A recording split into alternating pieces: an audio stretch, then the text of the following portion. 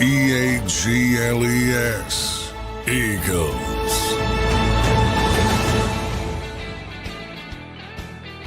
Welcome in, everybody, to a June 30th Football Monday edition here on Birds 365 as we kick off a new week. Johnny Mac, how you doing on this Monday morning, brother? We are a week closer now to NFL training camp kicking off at the end of July. How you doing, brother? Yeah, day away from training camp month. Tomorrow, 3 weeks away from reporting dates.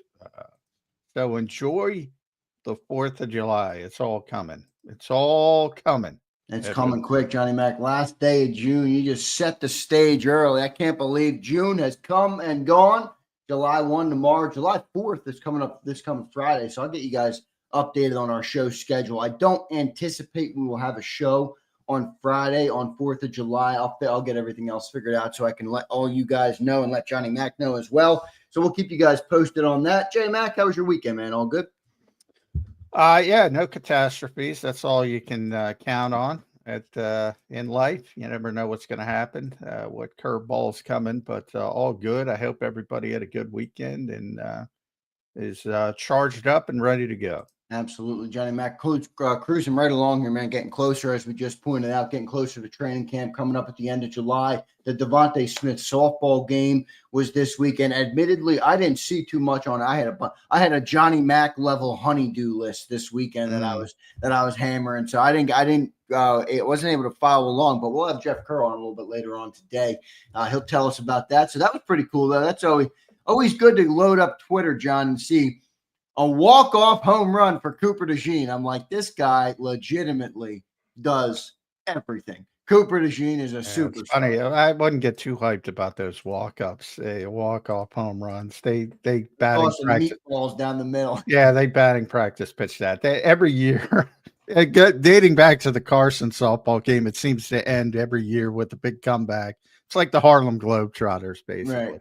Well, you got to hit it, though. So the Globetrotters beat the Generals every time, but it's still exciting, Johnny man. Exactly. So always amazed how they can pull that off, but they seem to pull it off pretty consistently. Yeah, no doubt about it. Good stuff by Devontae Smith, raising some money, too, for charity. I believe he does that for. So well done by him. Johnny Mac, we've been running down our top 25 list. We'll get into that. I mentioned we'll have Jeff Kerr a little bit later on in the show. I do want to welcome and thank everybody for being here on this last day of June, as we've reminded you all, whether you like that or don't like it, it is the last day of June. So thank you all for being here. Hit that like button. Appreciate each and every one of you. Tony's in here, Brian, Steve, Drozone, Cali Baby, Philly Joker. What's up, brother? I think that's Cody K, Philly Joker.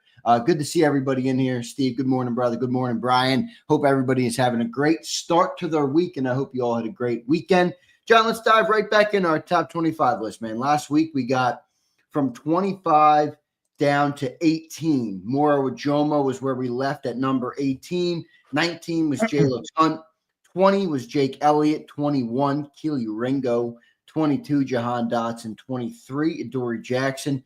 24, Matt Pryor. And 25, Jahad Campbell and Drew Makuba. So we've been listing down the top 25 list that you and Ed Kratz do on Sports Illustrated. You guys combine. I really like the way you do it. You guys have a point system. You grade them. Ed grades them, and then you combine them based on the point system, and then that kind of determines the top 25. So we are down to number 17, Johnny Mac. The floor is yours. Who is number 17? You did point out on Friday, John, a demarcation line after 18. So let's see where we go at 17. Yeah, this is where it kicks up. I think 18 to 25 was more about projection or reclamation, that type of thing. Now it comes down to just good football players, and when you get up to the top, it really, really good football players. And it starts at 17 with Jordan Davis, a player we talked about a lot, and I think that's an apropos spot for him because I think everybody recognizes he's a good player, but they were hopeful of more because of what they were spun early on when he was drafted. So that's always been, I don't want to say controversial, but a player that some people understand his value and some people don't. And I think that'll continue this year. But One thing since Jordan has got here is been the constant talk about conditioning. It's a hump that Jalen Carter was able to overcome, to say the least, in his second season. Hasn't been the case with Jordan Davis, or maybe it has at the end of last season, as Vic Fangio kind of pointed out, and Jordan himself pointed out after he fell in love with the Peloton. All of a sudden, he starts looking more energetic down the stretch, certainly in the playoffs, and maybe played his best football. And that's a theme. I mean, the Eagles played their best football. And why the Eagles play their best football in the postseason for the most part, certainly in the championship game in the Super Bowl, because a lot of players played their best football. And Jordan Davis, to me, is one in that category, certainly. Yeah, no doubt, man. He played. I think it's a huge thing that he played his best football, John, late in the year, especially with the conditioning concerns that some people had. And you brought up the Peloton. I've joked I got to go buy myself a Peloton. John, I sit in front of this computer all too much, Johnny. Man, I got to get myself a Peloton and get back out there, get active. But good for Jordan Davis that he had that big year. I think 17 is a good spot for him. I mean, I do think that he's still progressing as a player. I think the Eagles want to see a little bit more out of him. I do think you're right, though. There's kind of a disconnect in terms of expectation and what the player is going to be. John, what do you think his snap count goes up this year? I'm not talking about different position, but do you think it goes up at all, or do you think where he was last year is kind of right where they want him to be? I mean, I know we've talked about it's a catch-22 a little bit, because if his snap count's this low or where it was last year, it means that they're doing a damn good job on first down. If it goes up, it might mean they're not as successful on defense. Where do you think that goes this year with Jordan Davis? Yeah, it's a be careful what you wish for situation. Right. But I do think it's going to go up from the perspective of he's going to play more in non-traditional situations because of the loss of Milton Williams. I don't think you just plug in Moro Jomo and say, all right, he's getting all of Milton Williams snaps. I think that's going to have to be spread out over a group of players, Moro, Jordan Davis, most notably, and even whomever the fourth defensive tackle in the rotation is, whether it's Ty Robinson or Thomas Booker or somebody else. I think it's going to be spread out. So it would be disappointing if he didn't hit 600 at least. He's at 444, and that includes the playoffs. So I'm only saying the regular season. I would say it'd be disappointing if he can't crack 600, but I don't see much more than that. And then it becomes, the contract stuff is more difficult because then you have to weigh what the worth is. Now the Eagles picked up his option, so that's not a concern until a couple years down the road. But it's still going to be a talking point. Do you keep Jordan Davis? Don't you keep Jordan Davis? Right. Do you really want to pay him that spike salary on the final year of his rookie deal, that 5th year, which would be 2026, or do you want to work out the extension? And that's more of a, as Vic was asked about that question, he was asked specifically, what do you think about picking up the option on Jordan Davis? And he's like, that's Howie. That's a Howie question. And that's, he'll work with what you give him, but obviously as an input. But that goes beyond football, and that's why it's a little bit more difficult. How do you think Fangio balances the snaps with Davis this year between, Davis and Moro, or Davis and Ty, or between those run heavy versus pass rush heavy defensive fronts when you're in that 4-man front? Is there a balance there, or you think Vic doesn't concern himself? Well, I think you get a feel for who's hot. I mean, the expectation is Moro is going to be a really good pass rusher, so you probably want him on the field as much as possible on 3rd and long situations, in 3rd and long situations. But you don't want to overdo it with him either. He's an undersized player for the opposite reason. And the more he plays, maybe he's susceptible to get worn down. And that's why I think it's going to be a combination. You don't just replace Milton played 653 snaps. It's like, Well, Morrow played 490 if you include I'm including the playoffs, all these, because I'm getting it from PFF. So yeah, right. obviously the Eagles want to play deep, whether that's the Super Bowl. They expect to go deep into the playoffs. They're the favorites. They expect to go deep in the playoffs. So if you look at those numbers, you can't just say tack on 653 to 490. That's what you're doing. Right. Obviously, it would be the 653, and then you would have to elevate to whether it's Ty Robinson or somebody else, or you have to split it up. And what most likely is split it up, because you don't want a rookie 4th round pick, although some people do, but you really want a rookie 4th round pick to play 490 snaps trying to get to the Super Bowl. I don't know. I don't know if that's a good equation, but Vic understands that. It'll be a really at that 3-man rotation, Jalen Carter. And by the way, you probably want to scale back Jalen Carter. Yeah, right. I mean, how much? Look, I know he's unbelievable. Yeah, but at what point does that begin to take a toll on Jalen? Well, exactly. I mean, there were like 3 guys last year that played over 1,000 snaps on the interior. 3 guys. And he was one of them. I mean, that is a heavy workload. So good point, actually. You want to scale him back. And that means Jordan's got to go up, Morrow's got to go up, and then you got to find a 4th guy, and he's got to play significant snaps as well. You think the conditioning stuff is officially behind Jordan? I mean, I think he was better with it last year. I can't say that. We've written that story every year, and until it happens, it's tough to say. But it was a positive step, as Vic insinuated. You didn't want to answer the question of why it was a problem until late in the season, but hopefully the Peloton is key for him. Hopefully it's key for him. And then, you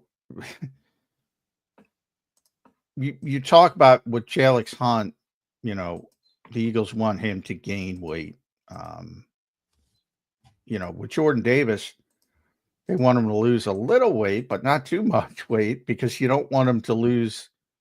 You got to maintain power, strength, and all those things that make him good. Yeah, it's a very catch-22 type situation. But the more he can play, the better. And he's got to play more than 444 snaps. I mean, the Eagles are probably not going to be as successful as they were last year. So he's going to have to be on the field more from that perspective on 1st and 2nd down. 2, he's going to have to play more because Milton left. So you're getting up. So, 444 to 600, I think, is not a bad goal from a playing time perspective. Yeah, I think that's where it'll fall too. I think that's where it'll fall. We'll see how it all shakes out with Jordan Davis. I'm pretty confident in the player, but definitely still some question marks there, as John pointed out, with some of the conditioning and some of those things. But obviously a great player. The question for me is, how does it evolve, if it evolves at all, on Jordan Davis? And we'll see. We'll be watching that closely. Looking forward to seeing what he can do now in year number 4 for Jordan Davis. John, let's keep rolling down the list. We got Jeff Kerr coming up. I wanted to get to the 2 that we missed over the weekend. We are now. So Jordan Davis comes in at number 17 on the top 25 list. John, number 16, the floor is yours once again. Who do we got, Johnny Mac? Georgia, Bulldogs Day here on Birds 365. Nakobe Dean comes in at number 16. And I can't help feeling he'd be higher if he didn't get hurt, but he got hurt, and that factors into people's thinking, including Ed's and my own. But he had a great season last year. I thought it was over, because of the Zach Bond story, basically turning from an afterthought in New Orleans to a first-team All-Pro. I think a lot of people missed, Nakobe Dean really broke out as well. And I think you hear about it when Vic talks about him. He had a career year, to say the least. his first year, he a lot of people, he wasn't hurt his first year. He just sort of like Nolan Smith. He was a special teams player. He played every game. But then in 2023, when he was expected to step up and be a starter, he had the 2 foot injuries. The last one was the Liz Frank, which was really serious. That kind of wiped out his season, limited him to 5 games. Very difficult rehab. Then he comes back last year, all the talk, Devin White talk, Devin White, and all the while, Vic is just preparing, Nakobe Dean and making him earn it, forcing him to prove himself, and it worked to a really high level degree. Tremendous season, and then he got hurt in the wild card game against Green Bay. Torn left patellar tendon, very serious injury. Again, the second serious rehab. So you do have to be. It's very valid to be concerned about his long-term future from an injury perspective, but it's also valid to point out how good he was last season. The quarterback of the Eagles defense. And Vic keeps saying, look, no matter what you're talking about, where Zach plays, where JAKIB Campbell ultimately plays for this season, if Nakobe's healthy, Nakobe's going to be the middle linebacker.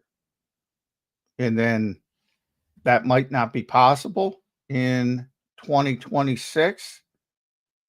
And it might not even be possible that he returns at a high level because of the injury. So there's a lot of question marks.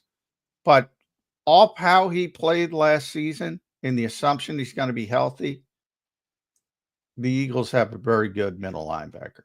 Very good middle linebacker. Yeah. Oh, for sure. No doubt about it. I mean, you're right about him having a breakout year. And John, it also is a contract year for him, which I do wonder how that plays into, him coming back from that injury. I know the player knows that, obviously. The agent knows that. The team knows that. I don't know how much it changes. Maybe it doesn't change anything, but I do think that's a real element when you're a player like Nakobe. You don't want to rush back. You want to make sure you're healthy. You want to make sure you're putting good film on tape, all those different things. So I wonder how much, if any, that has an impact on Nakobe's year.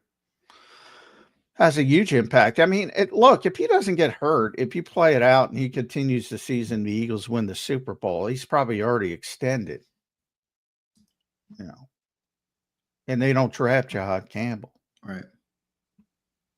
I mean, it's already, and so from that on, his camp understands there's no extension coming. He's got to get healthy. He's got to prove that. So I'm not sure, other than, from a human being perspective, when he's alone and maybe some of those doubts creep into your mind and say, oh, that's some bad luck. Because last year was really playing for that extension, and he was hitting a home run, and he got hurt. And it's a very serious injury, to the fact that you understand it from both perspectives. The Eagles have to wait, and Nakobe is probably disappointed that the Eagles have to wait. We'll see what ends up happening with Nakobe Dean. I do think he's going to have a big. I do think he's going to bounce back, but I am curious to see. The one thing I struggle with on Nakobe, and I do like the player a lot. I think he's great. Seems like a great dude. Seems like a good leader in the locker room. Seems like everything you want in a guy that you have on your football team. But I just don't see the path. I don't see the path. Now, yeah, I don't. And 2026, yeah, I mean, they drafted Campbell, so I mean, if he didn't get hurt, they probably don't draft Campbell. I think the path on Nakobe Dean is way more bleak than it is on Jordan Davis. I mean, you can see you can't replace Jordan Davis. I mean, he's 340 pounds. There's not many of those dudes in the league. So if they have established they want to nose, they're going to pay Jordan Davis. I can see the path. Now I can debate it or discuss it or talk about the differences. With Nakobe, I don't really see it. Yeah, I don't see it either. If he plays well, he'll other than, maybe people are so concerned about the injury history that dampens his market, and maybe you can get him back at a 1-year deal for a decent amount. But it's a very small window because he's either going to outplay the Eagles' ability to keep him, or he's going to not be healthy, and it'll be all right. We gotta turn the page type situation. Very, very small window, and then because then you're setting back again, similar to Ringo with all the talk about bringing in a veteran corner when it was Jair Alexander. The Eagles should bring in Jair Alexander. Blah blah blah. Similar to, you got to shit or get off the pot. How many years did Kaylee Ringo? It's his turn. If you believe in the player. At Jihad Campbell, the way they talked about him, you really want to sit him for 2 years? Doesn't make sense. Zero. So, yeah, I don't, long term. Big difference too with Ringo being a 4th rounder, Jihad's a first rounder, obviously. Yeah, well, it's even bigger. That's why I say you're not waiting for the 3rd year. Damn sure. You're definitely not doing that. With a 1st round pick, and even though he's 31st, if he didn't have his injury concerns, he's probably a top 15 pick. So they're not sitting him for 2 years. I guarantee you that. What's your feeling? I know it's obviously impossible to predict this or know this answer, but what's your feeling on when Jakobi will be back? Week 4, week 8, week 12? Any idea? Any time in your head? I mean, midway, week 8, week 9, midway. That's what I'm guessing. Yeah, half the season. That's kind of where my thought is on a couple of guys. It's where my thought is on Jakobi. It's where my thought is on Campbell, and it's where my thought is on who's the other injured guy coming into the year? Well, Campbell will be ready. Campbell will be ready to practice sometime in August. So, I mean, that is more to do with the Cooper thing, like from last year. That is more to do.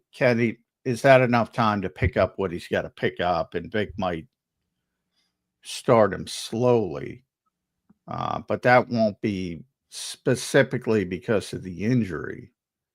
He should be cleared from that to practice sometime in August, fully. And so, he'll be on the field before middle of the season. It might be an unlimited fashion. Might be as I said, it's easier to get on there as a situational pass rusher than a 3-down linebacker. But a lot of that depends on Trotter as well. Is Trotter playing well? Can you afford to wait? Sometimes, like with Alex Hunt and the injuries last year at the end of the season, sometimes you can't afford to wait. And you got to throw somebody in the deep end of the pool. So a lot of things come into that. But if Vic has his druthers, yeah, he'd probably like to bring him along slowly. But it'll be healthy. He should be healthy by relatively early in the season. Good stuff there, Johnny Mac. John, we're rolling on the top 25 now, down to 16. Officially, we'll have 15 for you guys tomorrow. All right, so Jordan Davis comes in at 17. Nakobe Dean comes in at 16. So we've officially done 25 through 16 with 15 to go here on Birds 365 on the Ed Kratz, John McMullen Top 25 Countdown. I see the great Jeff Kerr in our green room. I know Jeff had a good weekend. He was over at the Devontae Smith softball game. I wonder what Jeff saw, found out, learned, or discussed, or whatever he saw. Let's bring him up now here. Jeff Kerr joining us on Birds 365. You can follow him at Jeff Kerr CBS and read all his work at CBS Sports. The great Jeff Kerr. How you doing this morning, brother? Pretty good, Zander. You're right. It was a good weekend. Softball game was a lot of fun. Got to see the F1 movie, which is excellent, by the way, if you like movies. I would recommend that. I saw some mixed reviews on the F1 movie. And I think the mixed review, again, I don't listen to critics too much. I don't think half the critics. I'll listen to the Jeff Kerr review more than any other. Like what you like. That's what I say. Yeah, that's how I am. Like what you like. It was, look, I pretty much don't miss a movie Brad Pitt's in, so there you go. I don't need other people telling me what to like. I never have. It's funny how social media is like that. They kind of influence your opinion before you even have an opinion. Not me. Same here. I specifically stay away. Like I say all the time, a lot of people get insulted when I say I didn't read it or what, or somebody else.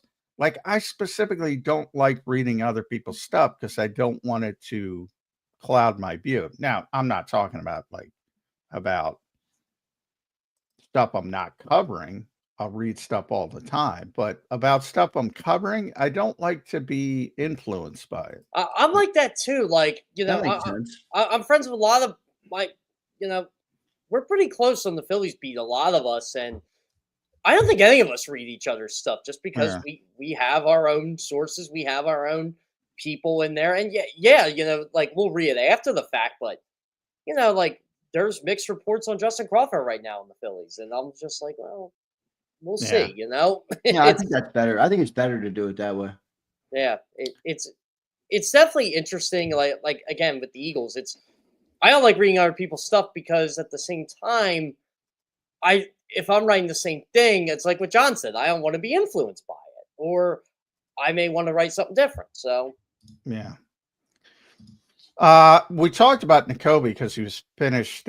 He was at the softball game I saw. So, how many players were there? I saw Slay was back. Rogers was back to defend his home run championship, which he was unable to do. How many guys were there? I know Nakobe didn't participate, but did you get a chance to talk to him? He's probably sick of being asked about his rehab, but so it was actually a funny story when we were talking about this. You basically it took like 40 minutes after Devonta talked to pretty much get other players to come in. No one wanted to talk.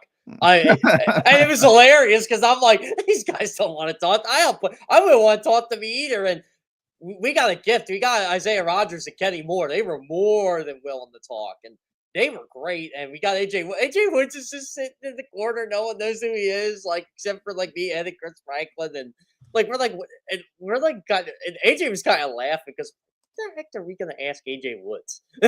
yeah. But Hey, man, I always say I try to talk about everybody on this show from 1 through 90, and you never know. I mean, I go back to, we talk about our top 25 list where it's 16. You know who we haven't gotten yet to? Reed Blankenship. So he's in the top 15. When he first got here, everybody's like, who's that guy? He got $5 grand to come here. And all of a sudden, he's entrenched. Britton Covey a couple years ago. You look at Britton Covey, he looked like one of the kids at training camp they bring in. And all of a sudden he still looks like one of the kids at training camp. So you never know with some of these guys, AJ Woods being one of them. People dismiss them and say he's not going to make the team. Well, he's probably not going to make the 53, but he's already been on the practice squad. He may be on the practice squad again. Who knows if he develops? Who knows with injuries? And all of a sudden the name is known. So, remember, they get to keep 70 of these guys. So it's a lot different than it used to be with the 17-man practice squad. And really, 17 with the international guys. So AJ had a good time at the game too. I think he liked, that he was invited. We were trying to get who invited. This is what we like to try to figure out, who invited who. Devontae was asked about Pete Davidson, who was supposed to be there. I didn't see him.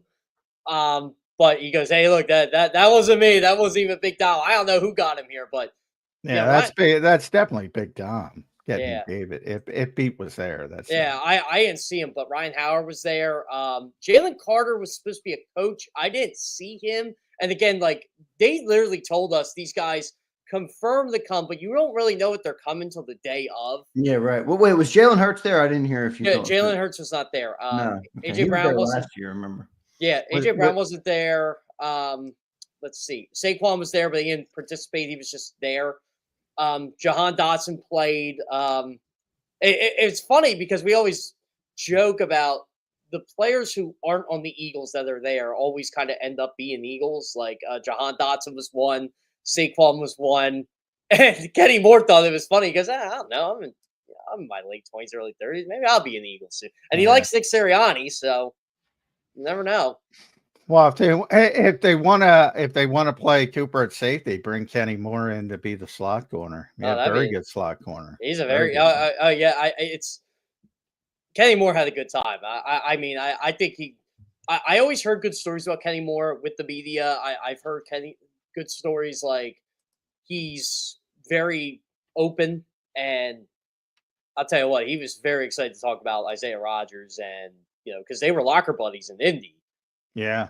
And he would just tell a bunch of stories about Isaiah and everything he's been through. And he said, a lot of those guys like talked to him the night he was at the Super Bowl, but they were talking to him the night, they won and everything like that. And, he said he was so happy to see Nick Sirianni do it, see the Eagles do it. I'm trying to think of other Eagles over there. Dallas Goedert was there.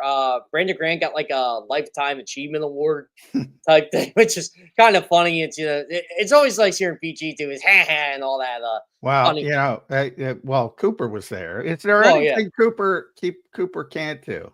He robbed Devonta Smith of a base hit. He robbed Ryan Howard of a base hit. I don't know. I think Cooper might be the best athlete on the Eagles. I've been telling people that. Zander, how long have I been telling people that? This guy is a superstar, man. He is going to be a superstar in this city for a long time. I'll tell you what, Cooper, it's funny because when we asked Devonta about like what makes Cooper Cooper, and he's just like, should I say it? He goes, I'll say it. He's a white guy playing DB. Yeah, I saw that.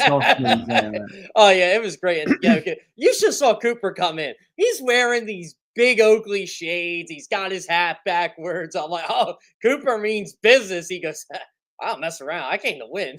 And it's 14 home runs, 7 in the first round, which is a minute, and then he had 7 in 30 seconds. He was belting them too. Like there were a couple that left the big fence, not even the two. He is an amazing athlete, and that's the reason people don't believe it. They don't believe it. I'm like, watch him. I mean, he is.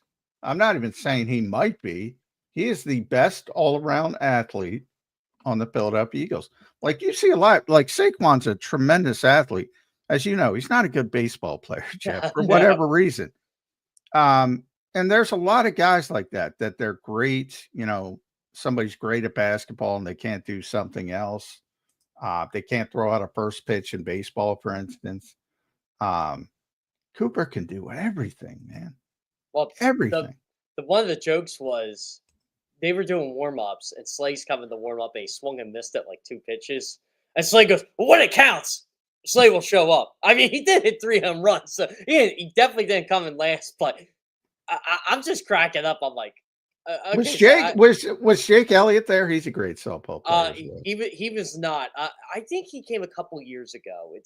A lot of it has to do with schedules. Devontae says I'm not surprised because he would have been in the home run competition if he was there. Yeah, I think he won. I want to say it was 22 or he won Carson's when it was here. When Carson was here way back then. Boy, he's been around for a while. Yeah.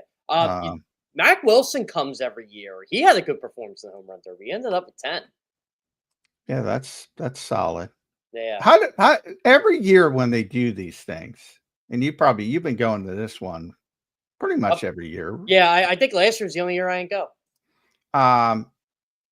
Every time the bottom of it's not the 9th, whatever it is, however long they play, it's always a game-winning home run after the comeback. Usually Jalen or Devonta or someone like that. Yeah. It's always the game. I'm always impressed how they work that out. I mean, it's easy. It's they're lobbing it up, batting practice basketball, so to speak, to give you the home run, setting it up like the Globetrotters. But it's always impressive when you deliver. We thought it was funny. Ryan Howard, when he shows up, I heard a couple of the athletes asking, "You going to the home run derby?" And he's like. you serious right now? Like you actually want a guy with 382 homers in the big leagues and a softball home? For his first 2 pitches he hit on Saturday were home runs. Yeah. Well, yeah, he's a ringer. You can't put him in the derby. No, but he's just looked at him like, what? Like, no. But Cooper DeJean, your home run derby champion, and he hit the game-winning home run, I believe, according to Ed.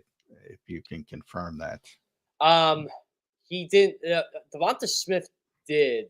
Oh, Devonta hit the Cooper won game I MVP. thought it was Devonta. Oh, Devontae won. Hit the home run. That's probably my fault. But Cooper won MVP. I wasn't that interested. That's probably my fault. Oh yeah, none of us are interested in the game. We're interested in the stuff before the game. Yeah, which is a lot of.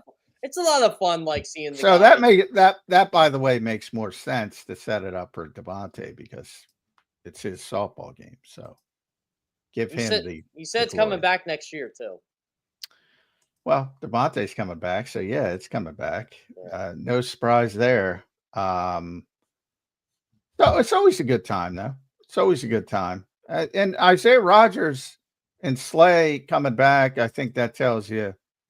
And I love how I think it was Rodgers who everybody brings up Big Dom now. Everybody. Yep.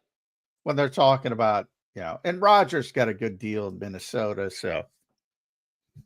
I mean, I'm kind of torn. Really good player, but I don't think he's a starting player. So I don't think the Eagles made a mistake there. I don't. I mean, it's nice. It's a nice luxury to have that third corner, but you can't pay your third corner $8 million a year. Yeah, you can't do it. He said he wanted to come back, but he said, would you turn down that money? And no one would. Yeah. I mean, that's a difficult loss, but I don't know how you. I don't know how you circumvent it. Slay coming back too. That's interesting. He's always entertaining. Was he holding court at all? Oh, Slay was having a blast. Like, so they accidentally took us when we were coming out. We weren't supposed to go past the locker room where the players were, and we ended up. It was so congested. We went that way. And I'm like, oh, this could be something. Oh, Slay comes, he sees us, he's all fired up, thanks for coming out, blah, blah, blah. And, I think Slay will come back every year if he's asked. Like, he's been in this game before, but he got a really loud ovation. Like, of the loudest ovations, I would go Cooper. Cooper's already a star. Yeah, I'd probably go Cooper. Slay was up there. BG was second. I think Slay was third. Where's Saquon? Well, they didn't announce Saquon. Saquon was there, but it was funny. Like, Saquon you can tell he just didn't want to deal with people on Saturday. He just wanted to see his friends, and that was it. Yeah, that makes sense. Guys had a lot of cameras in front of him for the last year. Yeah, I mean, he was wearing a back. I think it was a Phillies hat he was wearing, but like he came, like he saw a couple of us, said hi, but we didn't talk, and then he was, chatting up with John. I'll tell you what, I ran into Jahan. He's great, I asked him how's it feel being back home. He goes, "Oh man, he said I love it. I love it here. Like he's gonna have a. I mean, I doubt he'll be back in Philly after this year just because of the way it's gonna be tough. But you could tell he's really enjoying like being here and being on this team and close to home. I think he's going to have a little bit of a bigger role this year. I think he is too. I don't know how, but I default, I think he will. I don't think he's going to have a ton of traffic, but I think people don't recognize how good he is. I mean, when the ball comes his way, he makes the play. That's all the Eagles want from their third receiver, and he makes plays. I don't remember Devontae saying this at all, like throughout his time here. But we were talking about Jahan Dotson's bigger role, and he said, "Well, we were looking at getting another receiver after my rookie year. I was one of the people who mentioned Jahan Dotson. I would like them to draft him." He said, "Obviously, it worked out. We traded for AJ Brown, but." He said, that was one of the guys, and he said when we got him, he said, a couple of years later, but they said it's all right, and everybody speaks so highly of Jahan Dotson, that wide receiver. Yeah, he's a good dude too, as well. James Franklin doing something right. Unlike that wrestling coach. There's my Penn State shot. I thought you were going to tell me James Franklin's a B-level coach again. Well, he is a B-level coach, but he's a good recruiter. Develops pros. And he does develop pros. He's a very, I've told you that numerous times. He's a very good recruiter. And that's the most important thing in college football. Let's be honest. Yeah. That's what I try to tell Penn State fans. Like, they get so upset. Like, you can't, okay, fine. I understand that. But you're getting these people to your school because of Saquon Barkley, because of John Dodson, because of Micah Parsons. Like, these kids, they want to be pro athletes. You go to Penn State to be a pro athlete. You go to Ohio State to be a pro athlete. Yeah. Yeah, it should be a curriculum instead of going through all the nonsense about taking various classes. Just major in professional football. I think Derek Williams, I think it was Park of Tourism Management. I'm like, he ain't going to be doing that. He ended up being in the NFL for 5 years. Yeah, that's the goal when you go to a big-time school like Penn State, and the Eagles have dipped into that. Not like Georgia or Alabama, but they've dipped into Penn State as well over the years. Most notably, Saquon Barkley recently, Jahan Dotson, as you mentioned, on the trade market. I joked around. The Eagles are obviously being very cautious about Saquon after last season. 482 touches. He's not even participating in the softball game. He made some headlines in the spring when he said, I'm kind of resting in the offseason. Makes perfect sense to me after what they put him through last year. Where are you on the Saquon workload? It can't possibly be 482 again, can it? You've seen the numbers. I mean, it's weird because I did an article on like players who have it's funny because I use 482 as the barometer, right? Players who have 482 or more touches in NFL history and what they did the next year, and there's only been 7 of them, and they either got more touches the next year and were more productive, or they suffered like an injury the next year and missed like a game or two, but they still had a really productive year. I just think they're trying to prevent Saquon from being Saquon. And, I think we're going to have to wait those season to see what happens. I mean, it wouldn't surprise me if he had a bigger year, but I don't think he gets 482 touches again. Yeah, that'd be tough. Well, hey, you have to go to the Super Bowl again. Yeah. That includes the Super Bowl. So you got to play 4 extra games. And in the case of the Eagles goal, it'll be, they want to get the number 1 seed. So you cut 1 game off. In theory, they're going to play more closer games. So in theory, that would mean you would need them on the field a little bit more, if anything, because there were a number of games where they managed him. They sat him late. That was a talking point. Oh, he didn't get the record because they sat him in week 18. They sat him in the first, the famous viral clip in the Giants game where he said, "No, let the young guys eat," or whatever. There were a lot of games where he Saturday managed him in that fourth quarter. That's the amazing thing. There were a bunch of blowouts in there. That number could have swelled to 550, 560. He had like 1,200 rushing yards in the second half. I remember I joked to him. I said, "You didn't even play most of the second half in these games." Yeah. Yeah, it's crazy, the workload. And we were talking about Jalen Carter a little bit earlier as well, and how much she played last year. I don't get the feeling that Nick Sirianni worries about that kind of stuff. Should he worry about it a little bit more? His mentality is we'll manage them during the week. That's what it seems to do, right? Even in training camp, they manage them. Yeah. Yeah, but you're right. Like, I mean, John, how many times were you and I at a Wednesday practice and we saw guys like it was a rest day or something like that? Yeah, maintenance day. Yeah. Yeah, so many of the older guys. Not really much we can say about the maintenance days either. I mean, look at how healthy the Eagles have been the last couple of years. There's not much to debate or discuss on that. My opinion doesn't really matter. They're doing the right thing. By the way, when I logged in here, I know you guys were talking about Jahad Campbell. He talked on Saturday. Was he there? Yeah, he was there. I was shocked they made him available, and he was very good. And we asked him about you have a goal when you want to be back? And he said, there's no timetable. We keep hearing August, but Yeah. Well, we heard that from Vic. Yeah. So, He was talking about Bobby King and what he's learned from Zach Bond, from the Kobe Dean. I think him and Dean are working together while they're on their rehab. But he was talking about like how excited he is to join this linebacker room. I wanted to get a question in about him. But again, he's injured. Like how bad he want to rush the passer. But I think I asked him that on draft night, so I kind of skipped that.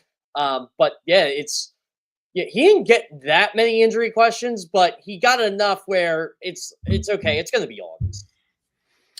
Did anybody ask him about the pass rushing aspect? Because to me, that's the easiest way to get him on the field early is a sub package player rushing the passer. Yeah, I asked him on draft night, but then I didn't want to. I was like, and I couldn't remember if I asked him on draft night, and I did. So I didn't. Yeah, I kind of backed off on that one, but yeah, he's pretty excited about this linebacker room. He goes, it's kind of crazy, right? He said, you're learning from Zach Bond, you're learning from the Kobe Dean. He said we got Trot in there. He said it's gonna be a tough room. Yeah. How about that? I believe, and I don't know if they still have it up. I believe PFF ranked the Eagles as having, it might have been the worst linebacker situation going into training camp last season. Now it's the best, according to PFF. It's amazing. It's amazing. I remember where we were with this team last year at linebacker. Oh yeah, it's you weren't short. That's all we complained about in the summer. Yeah, because we like, you're counting on Devin White and Zach Bond. It was not good on paper. So this is Jihad's quote for having a goal in mind. Not right now. The biggest goal is to get back healthy, make sure I'm strong, have a good mentality going into camp. Yeah, I mean, Vic tells the truth. So the goal is August. Some of course, there's a big difference between August, 1st and later in the month. So that's still a wide range. But to me, it's how quickly he can pick things up. And more than that, I was mentioning, people forget about Jeremiah Trotter Jr. He's going to be the starting linebacker to start the season opposite Zach Bond. And if he plays well, then he can be cautious. If not, then he might have to speed things up. Yeah, I know we're going to get a bunch of Jahai Campbell and the Kobe Dean updates in August. And I'm like, guys, it's not going to matter right now. Yeah. Well, certainly not the Kobe. Remember how many Cooper DeJean updates we would get?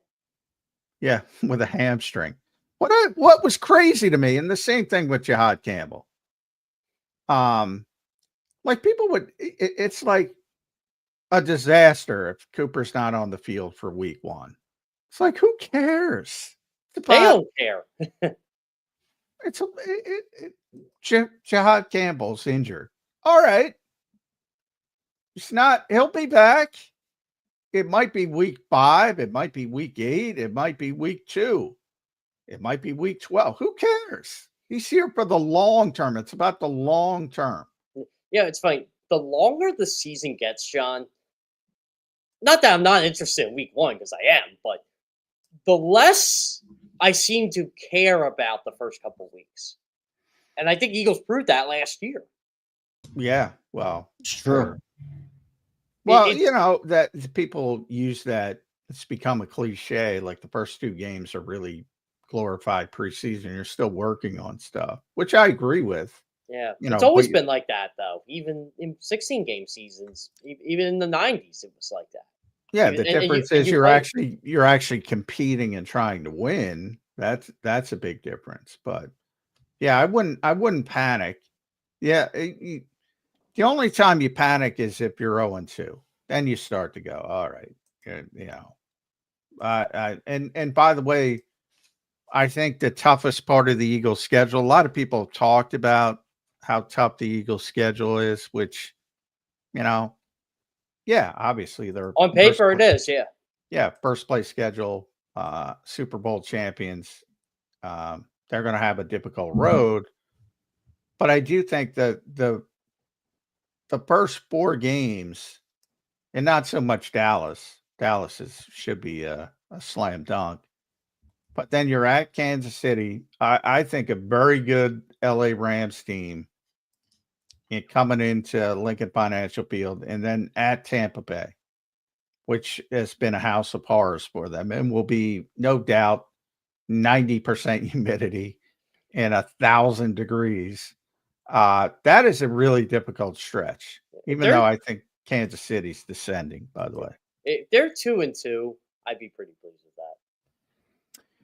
Yeah, same here. That's what I'm saying. I think if they lose that Tampa game and they come back same as last year and they're 2-2, people start to panic, and I'm like, I think they'll take off from there. I was all bummed. I got to give my partner in crime on the Phillies, Oscar Budahin. He was the killjoy for me this week because we were like planning our schedule for like our Phillies and our Eagles shows, like and how they're going to coincide. And Oscar thinks months ahead, and he goes, "Are you going to Tampa?" And I said, "Yeah, I would like to. I'd love to go to Tampa to cover the Eagles." He's like, "Well, we're gonna have to get back." And I said, "What are you talking about?" "Well, the Phillies start the playoffs that week." I'm like, "Yeah, I'm not going to Tampa now." Yeah, Tampa's always a good place to go, but yeah, when you got double duty, you got to think about those things. That's why Oscar's very in tune to that kind of stuff. But it is always a very difficult trip for the Eagles, and that's a concern. So I think it might be very similar to last year where people panic early, and then all of a sudden, I mean, you think about October 9th, and you got a 3-game stretch where it's at the Giants, at Minnesota, which may be a tough game depending on what JJ McCarthy is, and then Giants at home. So you get the Giants twice in 3 weeks. I mean, you could be 5-2 after that. Yeah. Yeah. So I wouldn't panic if things go a little astray. And by the way, if you're 3-1 after those first 4 games, then you're really cooking with gas, I think. Then you might be talking number 1 seed again. Yeah, exactly. And there's a bunch of difficult games, but some of those teams are going to Detroit, for instance, is not going to be as good as they were last year. And some teams will be coordinators too.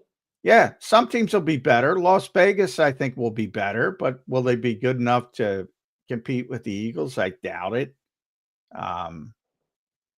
And then the 2 Washington games late, that'll tell the tale of this division. Yeah, I was laughing when I was doing my offseason evaluations of like every team.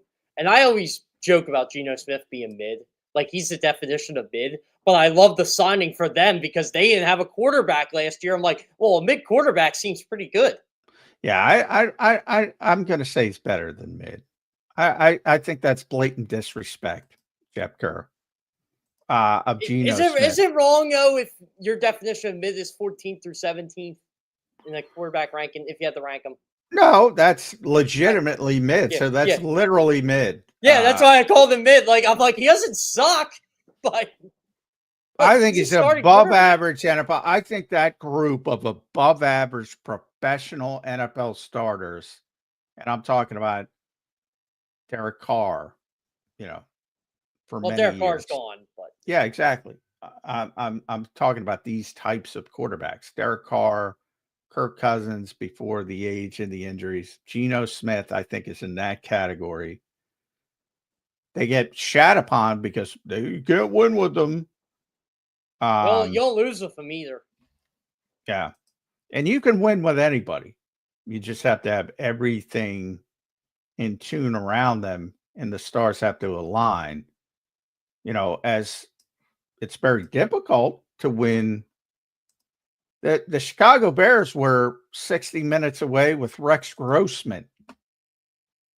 Yeah. I mean, this bullshit that you can't win with good quarterbacks, but they're not great. I always laugh about the Rex Grossman stuff, right? Because I'm glad you pointed that out.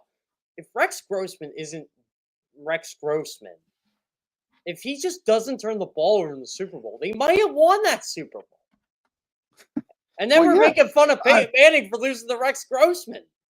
Yeah, well, yeah, that's another thing. Peyton's pretty good. Yeah, Peyton's really good. Yeah, I'm and that's why I push back, because Gino's good. He's good. I'm not going to say he's great, but he's good.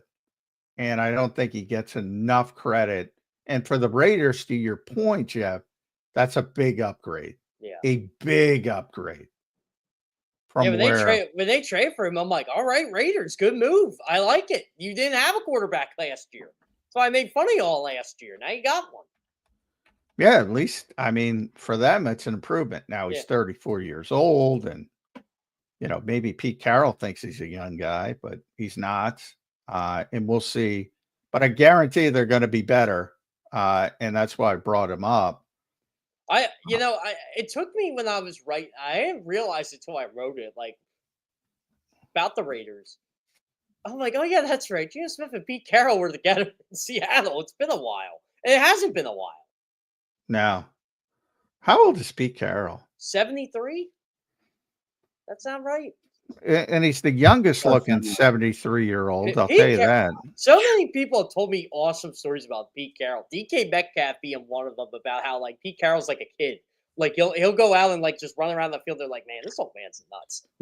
Yeah, he's got amazing energy. I'll give him that. I'm not surprised he's coaching. He's still coaching. Yeah, he's 73. Yeah. I wouldn't hire a 73-year-old guy, and I'm an old guy. But if you're the Raiders, like, I get it. Like, you're trying to get your franchise kind of back on the right track. Like, this isn't a bad starting point for them. No, but it's short term. Yeah, but maybe that's what they need right now. Yeah, they need something. Sometimes when you're stuck with being bad for a lot of years and you make a couple good moves, right? It could need a quick turnaround. You know, just get them in the right direction and then probably replace. I mean, you know, I like to make fun of 8 and 9, 9 and 8 all the time, but for them, it might not be a bad thing. Jeff Fisher record 8-9, 8-8 for Jeff, but back in those days, I still laugh how that's the narrative with him, because Jeff Fisher was a damn good coach in the 90s with a bunch of teams that weren't really good, and then they got good, and he started winning. Well, you know how it works for coaches and quarterbacks. I mean, there's a lot different. I always say there's a lot different outside the industry than inside the industry. Like, guys know, and Vic's a perfect example of this. Everybody knew how good Vic was in the industry long before he won a Super Bowl. I mean, 15 years before he won a Super Bowl, everybody knew. That's why everybody was copying him. Outside, and I went through this Super Bowl week, is well, Spags is better. Spags is better. Spags is better. I'm like, they're not close. He ain't better. No. They're both good coaches in their own they're right. both good. Yeah. But some people would probably still go Spags, but yeah, but for the obvious reason. And I'm saying he had a better coach. He's got more Super Bowls, but he's not a better coach. Yeah, I mean, really, to me, Spags' legacy is a couple things. One is he was the reason the Giants won. And then when the Chiefs needed a guy, who was their old defensive coordinator? Was it Sutton, Bob Sutton, before Spags? Before, I don't know. I think it was Bob Sutton. Yeah, he was. But I just remember they had like one of the worst defenses in football, and Mahomes had to carry them, and Spags made them decent to good. And I think he's just as responsible for the Chiefs winning as much as they have as Mahomes is. Well, also you have to put on, he's got 2 of the worst 5 defenses in NFL history on his resume. Yeah, he does. But again, I always say that's the Jim Johnson effect, right? Everybody loves Jim Johnson. I love Jim Johnson too, but Jim Johnson had some bad defenses in there as well as some good ones. But he's still a great coach. Well, because everybody, you know, nobody can win without talent. Vic can't win without talent. He'll be the first to tell you that. Jim Johnson would tell you that. He goes, well, you know, I kind of need linebackers, and I don't have them. I remember he said that the one year. Yeah. And everybody's like, wait, what do you mean? You got this guy. You got this guy. He's telling you. You don't have them. He had Chris Gokon. Chris Gokon. Yeah. Yeah, it's a little bit more difficult with Omar Gaither, who wasn't a bad NFL player. He started, but I think that's who Jim Johnson wanted. Well, and that's why Nick Sirianni doesn't get the credit he deserves. Coaches and quarterbacks, same thing with Jalen Hurts.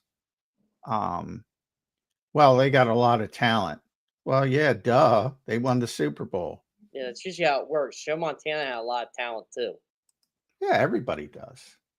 My favorite is now, John, did you see everybody was getting up in arms over, I think it was the Eagle, someone ranked the Eagles not having a top 10 offense. I'm like, oh my God, guys, it's engagement at this I point. saw that. Yeah, it's I didn't see that one, but yeah, it's yeah, all right. Go to the next list. Yeah. Who did that, by the way? I have no idea. I have no idea. I just happened to see it on the. I always tell people, don't click on the For You sign on X. It's just bad. You're not getting information. Yeah. There's I an mean, eight. well, what did the one guy PFF had Sirianni as the 9th best coach? Was it 8th or 9th? Eighth best. I know our buddy Bill Colarulo got very, very upset over it. Yeah. Bill would be the guy to get upset about that. But like, who cares? I mean, all right. That's goofy. I'll say it's goofy, but just turn to the next list. Yeah. And you'll find one that says he's good. List season. Yeah, it's list season. Or my favorite was the one Eagles fans are making fun of. I guess like now some companies do like AI generated articles, and they found one where Jalen Hurts could be a trade candidate. I never saw fans like, oh my God. They're like, oh my God, get rid of AI, get rid of ChatGPT. This is a joke. Oh my God. You know how I feel about that, Jeff. No, I know. Oh my God. Anybody can write anything these days.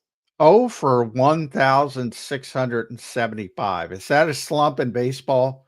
Well, that's a massive That's what slump. my favorite aggregator is on predicting people going to the Eagles. You know what? It's like free money, though, John. You put the Eagles in an article title, you put a name next to the Eagles, and boom, you're getting clicks, baby. It is funny, though. Like, we joked to Kenny Moore about this on Saturday. We're like, oh, outside guys, they come to about this softball game. He goes, yeah, that might be one of the accurate ones. Yeah, true. Yeah. I mean, we're kind of. I used to joke with Saquon would come to this game every year. I'm like, I know he's here because it's Lehigh, but it is kind of funny. Like, he comes every year. Well, there's a lot of back and forth. Yeah. Micah, was Micah there? Micah was not there this year. Micah had other commitments, but yeah, he's usually there every year. Micah's great when he comes. Yeah. Mike is great. Like he'll tell the crowd to boo him, and he's you'll all be cheering me in a couple of years. I remember he said that the one time, and that got Cowboys fans all fired up. Micah knows how to play the game really well. I like Jared Verse. Now he complimented Eagles fans. He might be a future Eagle. Eagles fans actually love Jared Verse. I don't know about that, but they should. I saw a lot of them like when even before he made that comment. So like, you know what? We kind of like this guy. He talks shit and then he backs it up. Oh, and then he goes, oh, by the way, yeah, I actually kind of love these fans. They're nuts. Oh, when he went in the playoff game when he came here and he was walking around the stadium with his shirt off. I love the guy. I love the guy. He's a PA guy. You can tell he's a PA guy. He's like just embracing it all. That's what you should do. Really good. I had forgotten somebody put the clip up of him knocking Mekhi Becton on his ass. That's why I hate highlight scouting. And Eagles fans will do it the opposite way. And they'll put up if you play football enough. Now, Jared Verse is a hell of a player. And and I say this to Zander all the time. He knows if you play football long enough, you're going to get knocked on your ass. Anybody, including 6'8", 360-pound Mekhi Becton, who was off balance. And then here comes Jared Verse, 1,000,000 miles an hour. And he got knocked on his head. I thought it was Mailata. It was Mailata, right? No, that was a different play. He did that as well. One. Oh no, I was talking about the Verse play. I like the whole stupid Lane Johnson, Penei Sewell argument this week. Like someone posted a clip of, well, look at Lane Johnson get beat on the outside. I'm like, well, no, that actually didn't happen. That's not how it was graded. It wasn't a sack on Lane Johnson. Like I hate trying to explain this stuff to people, so I just I stay away know. from it I know. because they don't It's listen anyway. That's true too. I'll send you the clip of it, Xander. I don't want to retweet it because then people. Xander, I have an apology to make to you, by the way.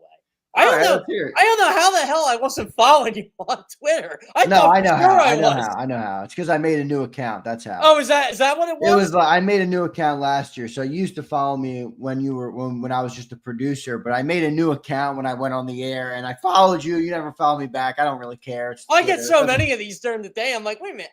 I did see you follow me. I'm like, hey, Jeff Kerr checking in with me on a Sunday afternoon. So I did see that. I appreciate you following. Yeah, there you go. See, I had to make an apology. I'm like, wait a minute. I could swear I followed him. So there we go. Yep. I just emailed you. I just emailed you the clip, Xander. I don't want to retweet it because then why are you putting this up? Way to go, John. Yeah. Sometimes you got to embrace that a little more, John. You got to just embrace the hatred. Come on, bring it on, baby. Well, John embraces the hatred. He just doesn't want to deal with the hatred. Yeah, I get it. You know what? I tell people the mute button's undefeated. They're just yelling into the void. Oh yeah, if because I'll answer people who are respectful, and if you are respectful, and I don't answer you, it's probably A, I could be busy, but B, normally I get the people, but B, you probably got muted before, and I have no idea what you said, so because you were being a dick before. Just the mute button's undefeated, as Jeff Kerr said. Yeah. I mean, if you block them, you're giving them the satisfaction that they're annoying you. Yeah. So you're just screaming into a void. Yes, correct. I mean, there are certain people I have blocked, but I blocked them because they've said some very derogatory things about me and my family. I just don't want to deal with that. Wow. That's just wrong. That's where people are idiots on social media. Yeah, you know what's funny? Like, I actually blocked a former football teammate of mine because he was going after me the one day. I just get a kick out of like, dude, we talk about sports. Like, I know. It's sports ball. It's completely it's supposed to be fun to the real world. Like, let's be real. We love it. It's our job. It is what it is. People are fans. I get it. It's their hobby. Whatever it is, it's their release from life. But it is inconsequential. I mean, let's be real. No, to add to your point, Xander, I remember someone said, "Oh, you must live a pretty unfulfilling life. You talk about sports for a living." And I literally go on the guy's Twitter account and he's complaining about politics. I said, "What a loser." I'm sorry, blocked. What a I'm like, talk about something you really can't control. I digress. I was Diana Rossini got married to an Eagles fan. Oh yeah, she did. And I always love her explanation. She did it on her podcast or whatever. She was like, her husband would get upset when the Eagles lost, and she's like, "Yeah, we're not doing that in this house. You're a father. Grow up." You can't ruin your week because a sports team lost, man. Exactly. Come on. Exactly. I know some people take it life or death. I'm just like, Phillies got swept by the Astros this week. I'm like, okay. Yeah, I AJ talked about it. Devontae talked about it. Probably a couple other guys. Saquon, I think, said similar things. It's like, they win, and they're like, all right. It's on to the next. You're not going to be fulfilled. You have 2 Super Bowls now.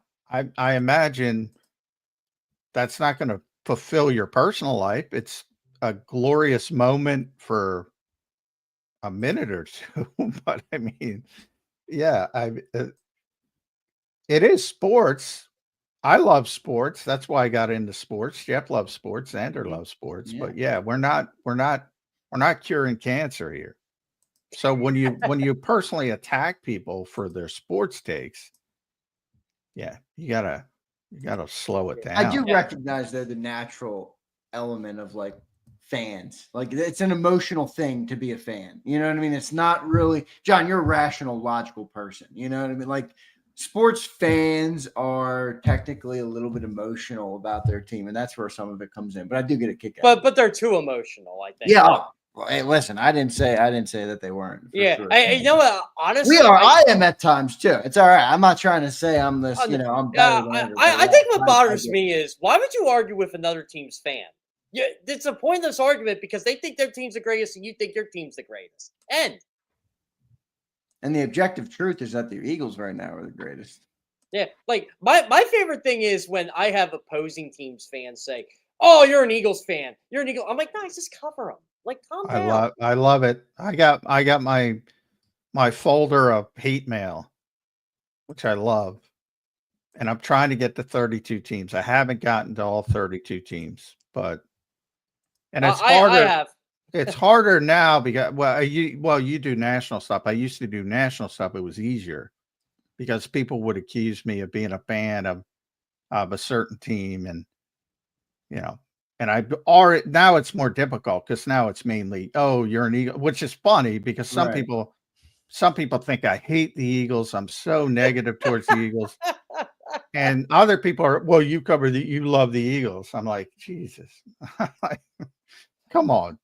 My favorite is when I find out like a fun stat and it has to do with a certain team's fan base, usually the Cowboys. And I'm sorry, when I tweeted that during the NFC Championship, I actually was laughing. I was ranking like the Eagles have more rushing touchdowns in the NFC Championship game than the Cowboys have all season.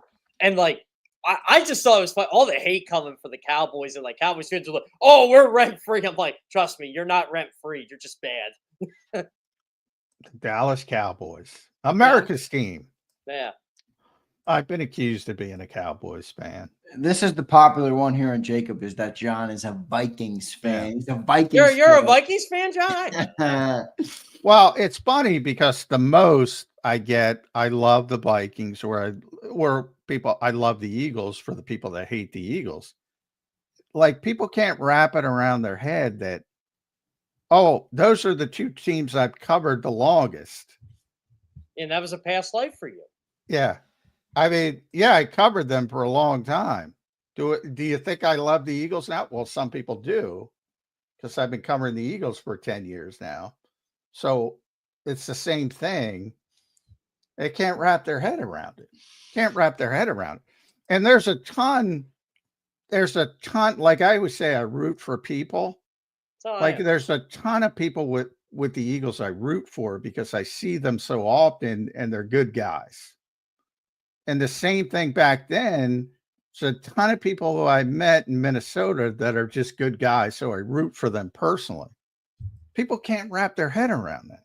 You know, people were like that, but maybe Max Kepler made his comments this week that I wasn't really slamming them. I'm like, look, I see Max Kepler all the time. He's a really good guy. I get why he's upset. Like, I don't think he's right. I don't agree with him. But I understand his frustration, why he's upset. People can't seem to separate that. Yeah. I say firmly, loud and proud on this show, I'm an A.J. Brown guy. Does that make me an Eagles fan? Maybe to some people. Good player, good dude. I will never not root for Brandon Graham in anything in life. I'm like that but with the Phillies. I think if people listen to this show, I'm pretty objective about the Philadelphia Eagles as a whole. I say that with the Phillies. Like, I know there are a couple guys in that clubhouse people like to slam every single day of their lives, and I can't do it. One, because I personally walk up to their locker every single day and talk to them about stuff. Look, I'm just not gonna say on social media, but I don't want to get the verbatim afterwards either. Yeah. And trust me, they can bring it. Well, that's the cardinal rule of journalism. If you're going to write something bad, be in the locker room, the next open locker room. Yeah, I've said, that's one thing I've always given our buddy Marcus Hayes credit. When A.J. Brown kind of called him out, first day Marcus is back. He waited for him. I didn't think A.J. came out. Yeah. I said, hit and run, I guess. I don't know. And I like A.J. Brown. Ready? Here's one of our Eagle fans checking in as we talk about the emotional Eagle fans, which I'm one of you guys. All right. It's all good. I love it. He says, when Eagles lost, when McNabb threw up, I got in 2 fights in school that day because I was pissed. Talking about Atlanta should have been in it. And Juan, that's a good story, my friend. Yeah, you must have been in high school with that because I remember I would get in every time someone told me the Eagles sucked, I would tell them when I was growing up. I'm like, well, who do you want to root for? I don't know if you're talking about grammar school, high school. High school's a little bit worse. Grammar school, not a problem. You know, I'm talking about adult human being. Like if you're an Adults adult, are bad, man. if you're an adult getting into fights, then yeah. I mean, then it's you got to look inward, my friends. You got to.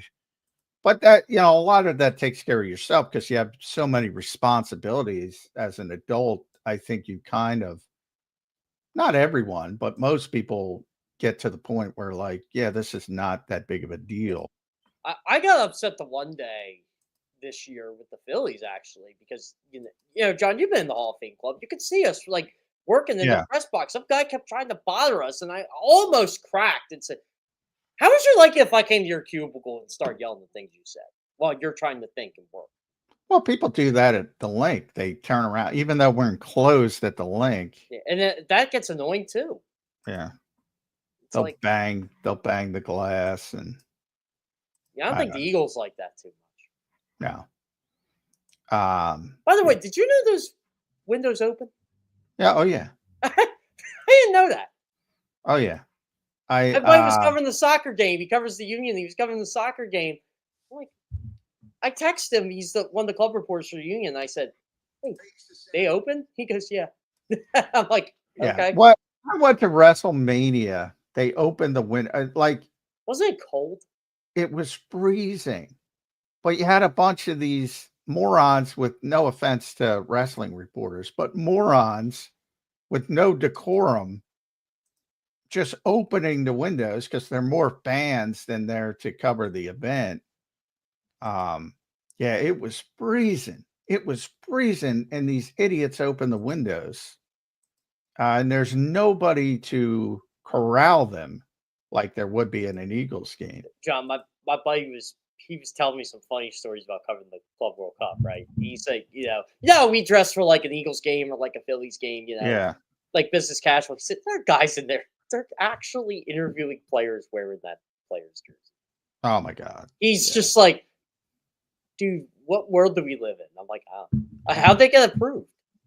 Well, that's one of those things where, Allentown, I'm not going to Allentown, no offense, Devontae, but if it were in Citizens Bank Park, I'd go, but like Carson's used to be. And nothing against Allentown. I'm sorry for the Yeah, I was gonna say you got to rip on Allentown right now. Catch some strays here on a Monday. No, it's just too far for me. It's not worth it. it's And way one of back. the reasons why it's not worth it is because that's one of those events where you have the fans getting credentialed as well, not fans who just want to meet their heroes. And I'm like, yeah, that's not my scene. I thought the fans on Saturday were pretty cool. Like the ones in the stands and stuff. Like they had a lot of them. Like no, I'm talking media fans. Okay. Yeah, not band fans. Fans can do whatever they want. Yeah, but guys who because they can't get into a regular practice or a game, you have to be credentialed from a outlet, but they can get credentialed for stuff like that. And yeah, that makes it very difficult to get anything done professionally. My running joke is for like young reporters will reach out and ask if they can like shadow me for like a Phillies game or something like that. I'm like, I always joke. I'm like, I know I'm full season credentialed and can go. I'm like, I always joke they barely let me in. No, yeah, I've gotten that a lot. There's two things I get over the years. Can you get me tickets? Yeah, no. I haven't had a ticket to an NFL game in 30 years. No, I can't remember the last NFL game I went to. It might have been at the Vet. I'm dead serious. Then and it's always with kids. It's always like, oh, could you get he's got a nephew or a son and he wants to get into practice. And I'm like, no, I can't. And I come across as the dick. It's like, they don't let me. Hey, here's some random kid. I know his father. Can I get him into practice? No, it does not work that way. All the people I know that actually get to attend Eagles camp practices now, they either own a business or they know a vendor. Yeah, that is sponsors. Yeah, exactly. That's how they get in, and they all tell me like the story. And like my buddy, I do that show on pizza. My buddy's the owner. He has a couple vendors through Miller Lite. He gets to go to one practice a year. His dad comes up from North Carolina, and he takes him, and they have a good time. And he said they respect it because they know they love that stuff. They said, look, we just kind of keep our distance and enjoy what we're seeing. That's it. Yeah. Anyway, some inside baseball talk. It's the off season. It is his peak off season right now. Yeah, it's the off season. What was your favorite list of the off season, Jeff Kerr? Oh man, there's a couple good ones. There is. And anybody that links the Eagles to anything, how's that? Wait, Jeff, I got one for you that you might have some fun with. So last week I had John do a list, and you know how that goes, Jeff. That's not an easy John task, does lists. Right? That's not particularly the easiest task I've ever had here on Birds 365. You're better off getting John's wisdom teeth out than you are right. having So I him asked do a him list. though, top 10 Eagles that you have covered since you've been here. So it was pretty good. We talked about Fletcher Cox, Brandon, like a lot of the guys from that team, this team. So I thought it was actually a pretty good segment. I didn't think Johnny he might have said he hated it, but I thought John had That's a fun one though, I think. Yeah. So I would ask you, who comes to mind when I say, I don't know how long you've been covering the Eagles up close and personal, but who comes to mind? This is going to be up close and personal. This will be year 5. Year 5? Yeah. So you have a little shorter. John was back to 2016. Yeah. So we had both Super Bowl teams. We had, I'm responsible for the Eagles' success since I showed up, Jeff. The greatest era. Is it you? Yeah, I mean, Jeffrey Lurie ought to go in there and give you a Super Bowl ring or something. No, I don't. I'm not taking a Super Bowl ring. I don't want one. That's what I tell him. Unless I played, I don't want it. That's another question I get asked. Do you get a Super Bowl ring? That's how you can respond to the trolls, though, John. This is how I say, no, they hate me. Yeah, exactly. We're not part of the team. And that is a source of pride for me, by the way. Yeah. I'm not gonna wave a Kelly Green flag for this football team. I always say that. Yeah. Well, you might wave a Kelly Green because you love the Kelly Green. I do love the Kelly Green, but yeah. Yeah. But I'm not, I certainly, no, I would not accept. I did wear Howard's once and took a picture with it. That was to see it, right? Yeah, that was just to see it. Yeah. But that's it. That's a close. And maybe Ricky's. I saw Ricky's as well. Maybe it was Ricky's. I think it was Howard's. I don't know. I've seen Oscar's championship. Yeah, I haven't seen Oscars yet. Yeah, you have to have somebody ostentatious to wear it around. Like who's wearing that damn thing around? Yeah, Howard. I'll tell you what, Howard is. Howard will rock it. I have a 300 ring. I wore it one night. That was it. I put it away. It hasn't come. What's a 300 ring? A bowling ring? Yeah, bowling 300. You get a ring. It's part of giving you that ring. Who's giving you that? Yeah, ring? where does that come from? The bowling alley? It doesn't come from the bowling alley. So there's like a sanctioned bowling congress. It's called USBC, and you can pay for every other 300 ring you get, but the first one, first one's free. All right, there you go. So, on the house, Jeff Kerr. Everybody goes. Would you pay for more? I said. Wait a second. I see trophies behind you. Is it up on there? Is that where the bowling ring is kept? I'm not gonna say, but there are trophies back. There's trophies upstairs too. He's got the bowling. Are those your CYO trophies back there? That's for probably CYO bowling. Yeah. That's in the safe, in the Kerr household safe. Hey, you know what? Getting the MVP of basketball and track are probably bigger accomplishments than anything else. Not bad for a 5'6" kid. What about that Eagles Super Bowl ring you're getting? Oh, Isaiah. I'm getting one of them. I wasn't aware. I'm joking. Isaiah Rodgers said he already got his ring, so it's already done. They already gave him. Yeah, but the ceremony is July 18th. Yeah, July 18th. It was supposed to be earlier. Yeah. Well, it's funny. He kind of dropped that, and he's like, "Am I supposed to say that?" They pushed it back. Yeah. But anyway, yeah. So be excited for that. A little bit before training camp. You going to that, John? If they somehow invite you? No, they're not inviting me. They didn't invite us last time. Actually, it was at the 2300 arena, the old ECW arena last time. And you could go down if you wanted to sort of like the red carpet or whatever. Yeah, I'm not into that. Yeah, I'm like, come on. I'll be talking to him 4 days later. It's like, why do all right. Hey, nice ring. All right. I always think the joy I get out of like covering these teams when they win is talking to the players you talk to all year after they win something significant. Like when the Phillies won the NL East, like just talking to all the guys you talk to all season long. And they're having fun with you. They're pouring champagne on you. They're telling you to have a. I'm like, I ain't doing that stuff, but I'll talk to you. It's still a big part of your life, you know. Like you just said, you spend a whole year talking to these guys. You know what I mean? Going through that's part of what makes your story your story. So I understand that for sure. Yeah, like it's always cool. Like when you get to see them like in a different environment. Like this is how they normally are. You just don't see that when there's a camera in their face. Well, I don't know how you could avoid getting champagne on you in the Eagles locker room after they won. Oh, yeah. Or smelling like cigars. Yeah, smelling like, yeah. So that's just part of it. But, as long as you're not partaking in the champagne. No, exactly. No, but that's the thing. Like, I was talking to Vic after he finally got that, I love that dude. Why that's awesome for that dude. To finally win one. I've never seen so many Phillies games in big fan. Yeah. Nick He's Yates taking advantage of it. Like nobody, a guy like, how do you not love Nick Yates, man? Guy wins a Super Bowl. There's so many, obviously BG. I know everybody makes fun of Garrett Stubbs for the vibes, but man, does that guy know how to party, and he knows how to have fun with it too. Yeah. Oh my God. There's some other guys who were kind of dicks that shall remain nameless. That that's between us for them. Yes. Yeah.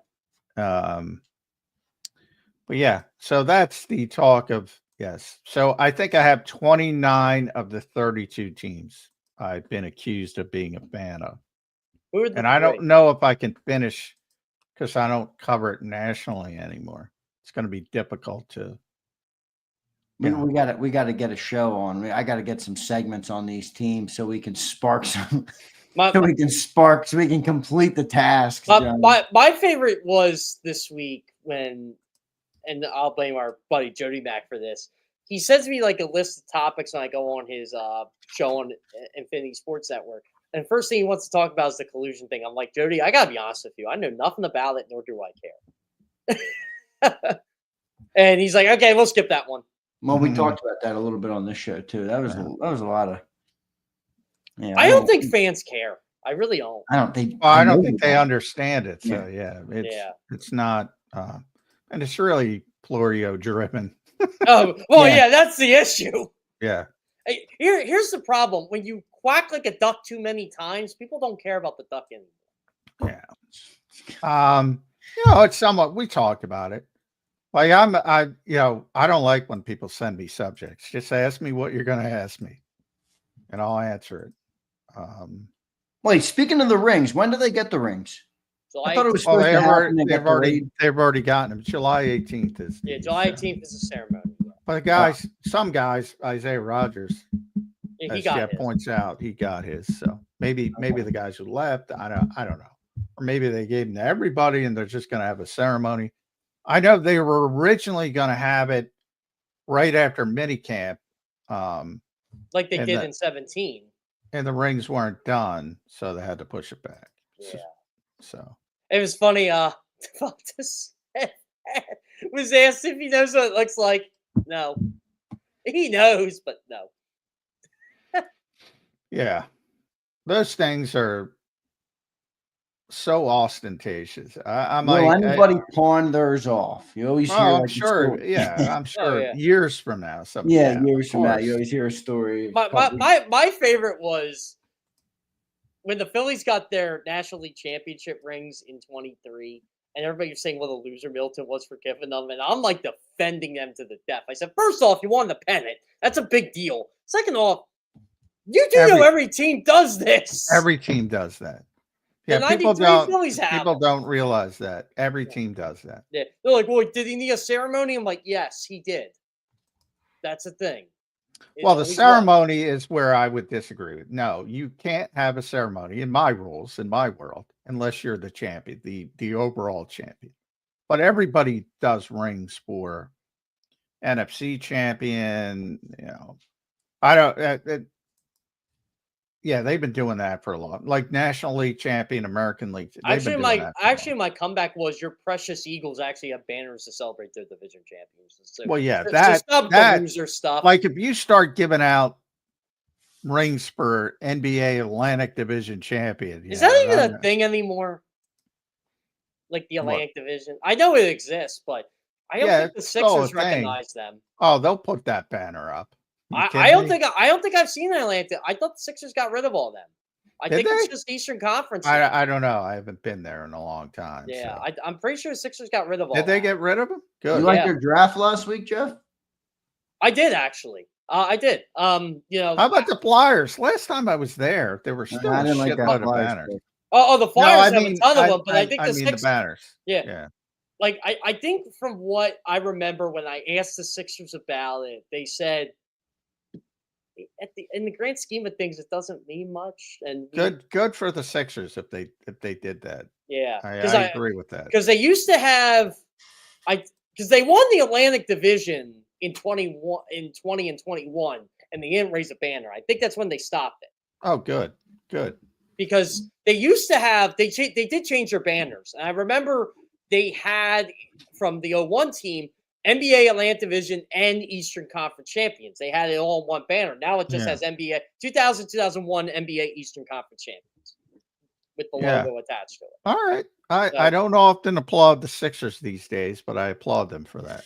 I applaud for VJ Edgecombe and staying away from Ace Bailey in that heading. Oh, yeah. I wanted no part of Ace Bailey business. Sorry, Pumper. Is Pumper here? Pumper's here. If Pumper were a GM, I don't know how that team would look. Yeah. I'm not even sure if he's going to report to the Jazz at this point. I guess he is now, but What was his deadline? His deadline was like the weekend, right? He supposedly wanted to be in Washington for whatever he believed, but he wants to be on a shitty team so he could be a star. He wants to be Bradley Beal. That's what he wants.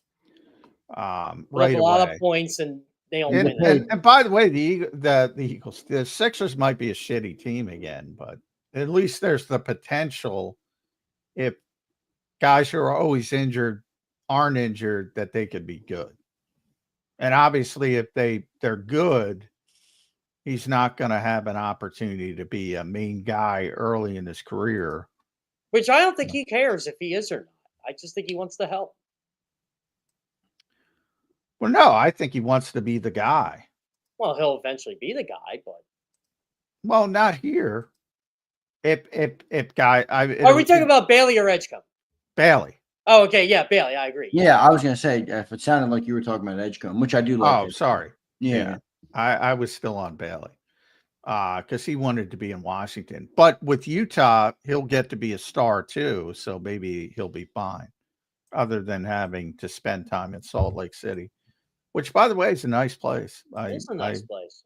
The X Games were in Salt Lake City this weekend. You an X Games guy, Jeff Kerr? I could see you liking the X Games. I was back in the day, yes, and then ESPN stopped caring about them. I watched the X Games, and I'm more like Zander. How old were you when the X Games were in Philly? I don't know how old I was when they were. I remember when ESPN started to cover the X Games, and I said, they created the X Games. I said, did they create it? I didn't know if it was made for television. I said, all right, ESPN's dead. Yeah.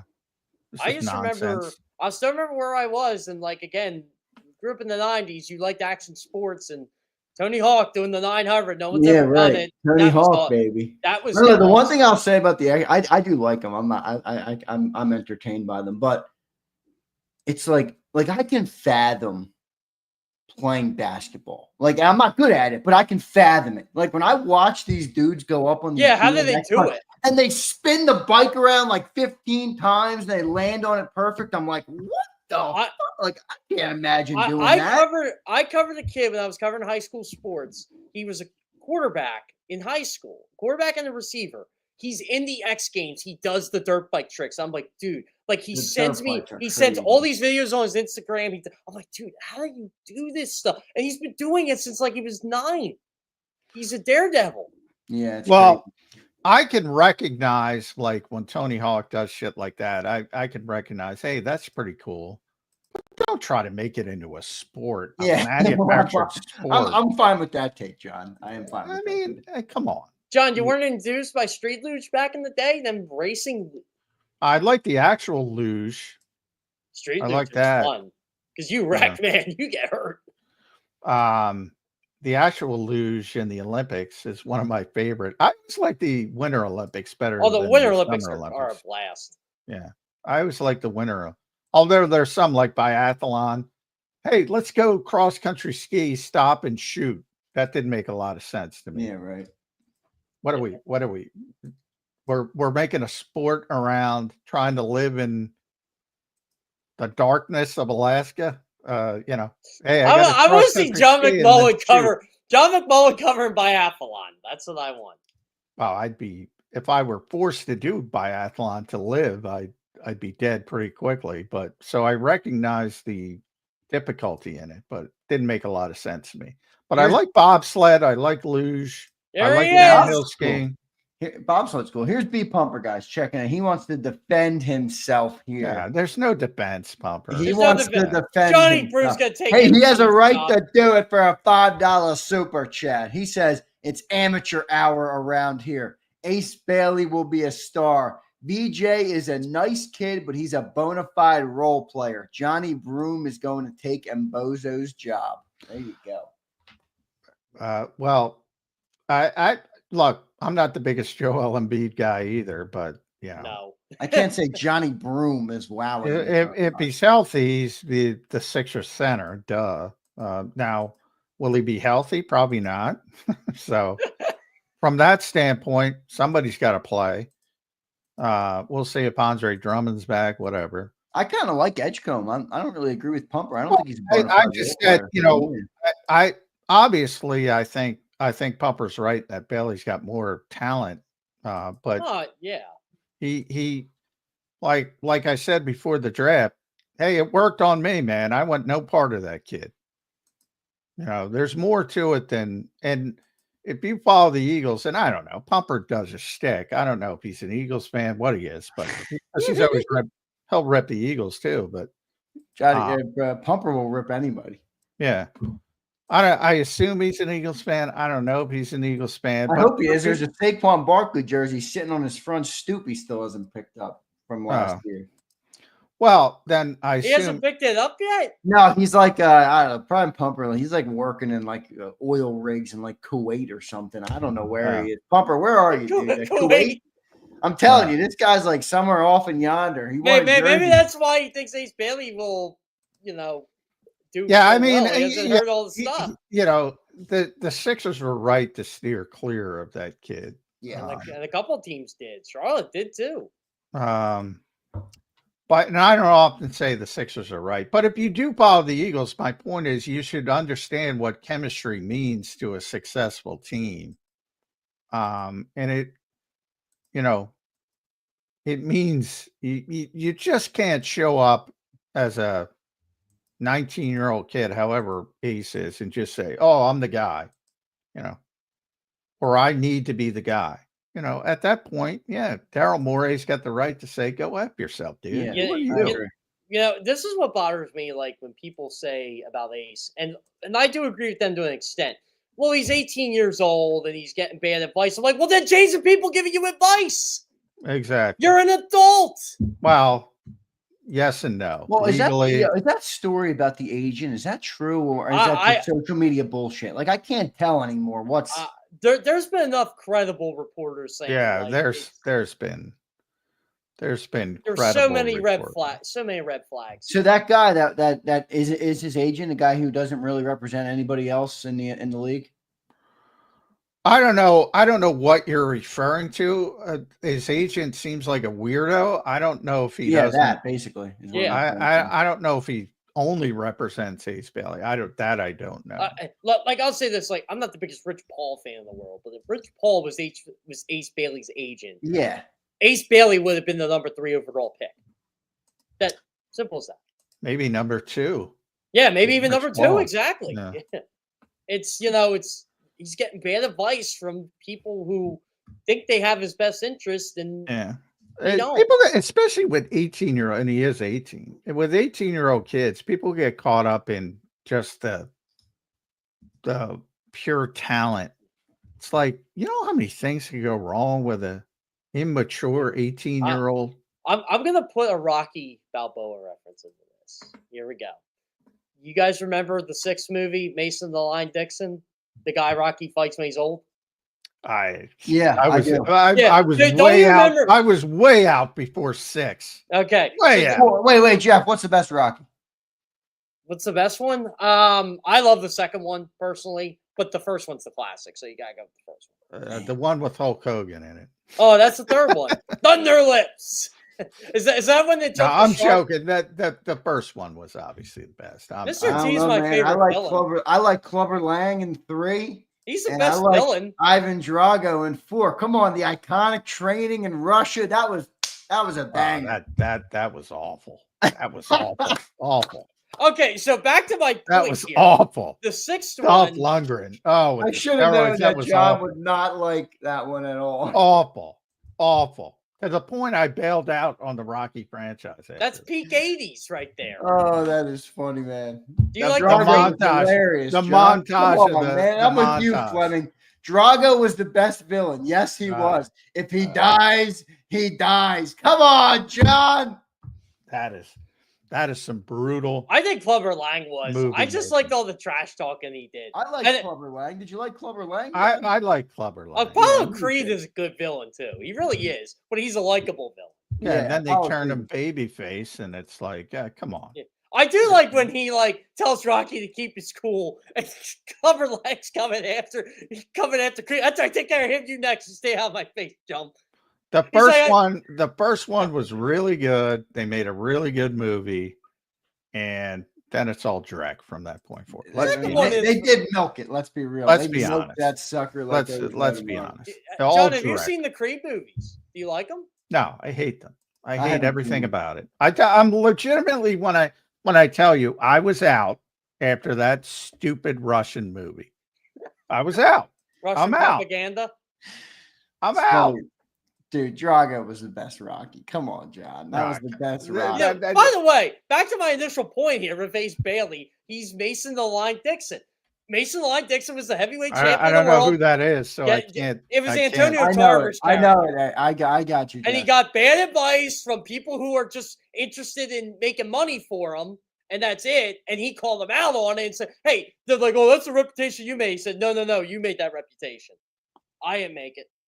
The first one, I know the first one won something. Did Won an Oscar. Did it won? Yes, won an Academy Award. That's what I'm saying. Did it win Best Film? Is what I'm saying. Yeah, it did. It was best film. Then 1976. why are we having this discussion? Well, that's why I like the first one. It is clearly Rocky is clearly the original, a great movie, a great movie. It's a great franchise too. Everything after that was just direct, but it was somewhat entertaining. Rocky 2, some parts of Rocky 3. When was the Drago? I can't. That was even the tell you. fourth one. That was the fourth one. That's completely shut it. I down. thought you would hate the fifth one. The fifth one makes no I sense. didn't watch you the kidding fifth me? one. Hearts on Fire playing as Rocky's trekking Xan- through the Russian Xander, mountains. all Are season you content. kidding me, John? Xander, Awful. all season content for Birds 365. Awful. One day we have John McMullen watch Rocky 5 and have him criticize every little Awful. thing that happens in that There's movie. no way you can get me to watch Rocky. No, 5 was bad. John, if you thought 4 was bad, 5 was Yeah, worse 5 than is 4. horrible. Come Rocky. on, Tommy's Then you gun in the start street, that was brutal. Rocky Balboa. Then I'm looking at it now. Then the spinoff, the Creeds, and the Creeds are probably good movies. I don't know, They But- are. They're good but- movies. but because they do, they rebooted the whole thing, and but I don't give it a chance. And what ruined it all was Rocky 4 for me. I shut it down at that point. Well, Rocky comes back in the first 2 Creeds because he's like a mentor for him. Yeah. And like they do a really good job at Rocky's story as a side character in the Creeds. And I'm not doubting that the newer ones are probably better, but I'm just out. I have no interest in that franchise, none. And that it will take my Philadelphia. I don't give a shit. It's awful. I want no part of it. I want no part of it other than to say the original Rocky was a great, great movie. And they should have ended it right there. You right didn't want to there. see him beat Apollo? No, I didn't. Ivan Drago did not do it for Johnny Mac. That It was a perfect story. Rocky was a perfect story, but that's what happens. It was too good, and then they got to make another one. And I could stomach 2 and 3, but yeah, that definitely, that's when I shut it down. Rocky, when they went the whole Russian thing and the steroids, and oh, he's this big steroid monster, and Rocky's fighting it. Shut up. Kills Apollo Creed. Shut up. Get out. Get out. I still love the second one when Creed's trying to get Rocky back in the ring, and like Duke's telling him he's all wrong for us, baby. Like he's like telling him in front of his people. And by the way, Rocky's the only one I will like. There's a lot of movies that I'll continuously watch, if it's on and I got nothing and blah, blah, blah. Bourne. I'm a big Bourne guy, big James Bond guy, the Daniel Craig James Bond action films, things like that. I'll watch those movies if they're on. I will not watch. I'll watch Rocky, but I will not even watch Rocky 2 or Rocky 3. I'll just flip. What's your I'm not favorite? I do love Rocky 3. What's your too. favorite Bond Jeff, movie? Rocky 3 is the one where he trains with Apollo and he runs in the water and he beats him at the. Yeah, that's that one, right? Yeah. Where Mr. T beats the crap out of Where him. is the stupid robot Rocky 3? Where no, that's 4. That's 4. Yeah, go fuck yourself, 4. Rocky. A roided Russian is where J-Mac draws the line. What a stupid premise. What a stupid hackneyed premise. Okay, funny story. Rocky did a director's cut of Rocky 4. Sylvester Stallone did, and he took the robot out. Good. He took it out. He said he didn't like it. Oh, really? Yeah. I like the robot. Thank God, Sly. Give Paulie a sandwich. Are you kidding me? Moron. And it was out in California in the mansion. Yeah, both bullshit. Get out of here.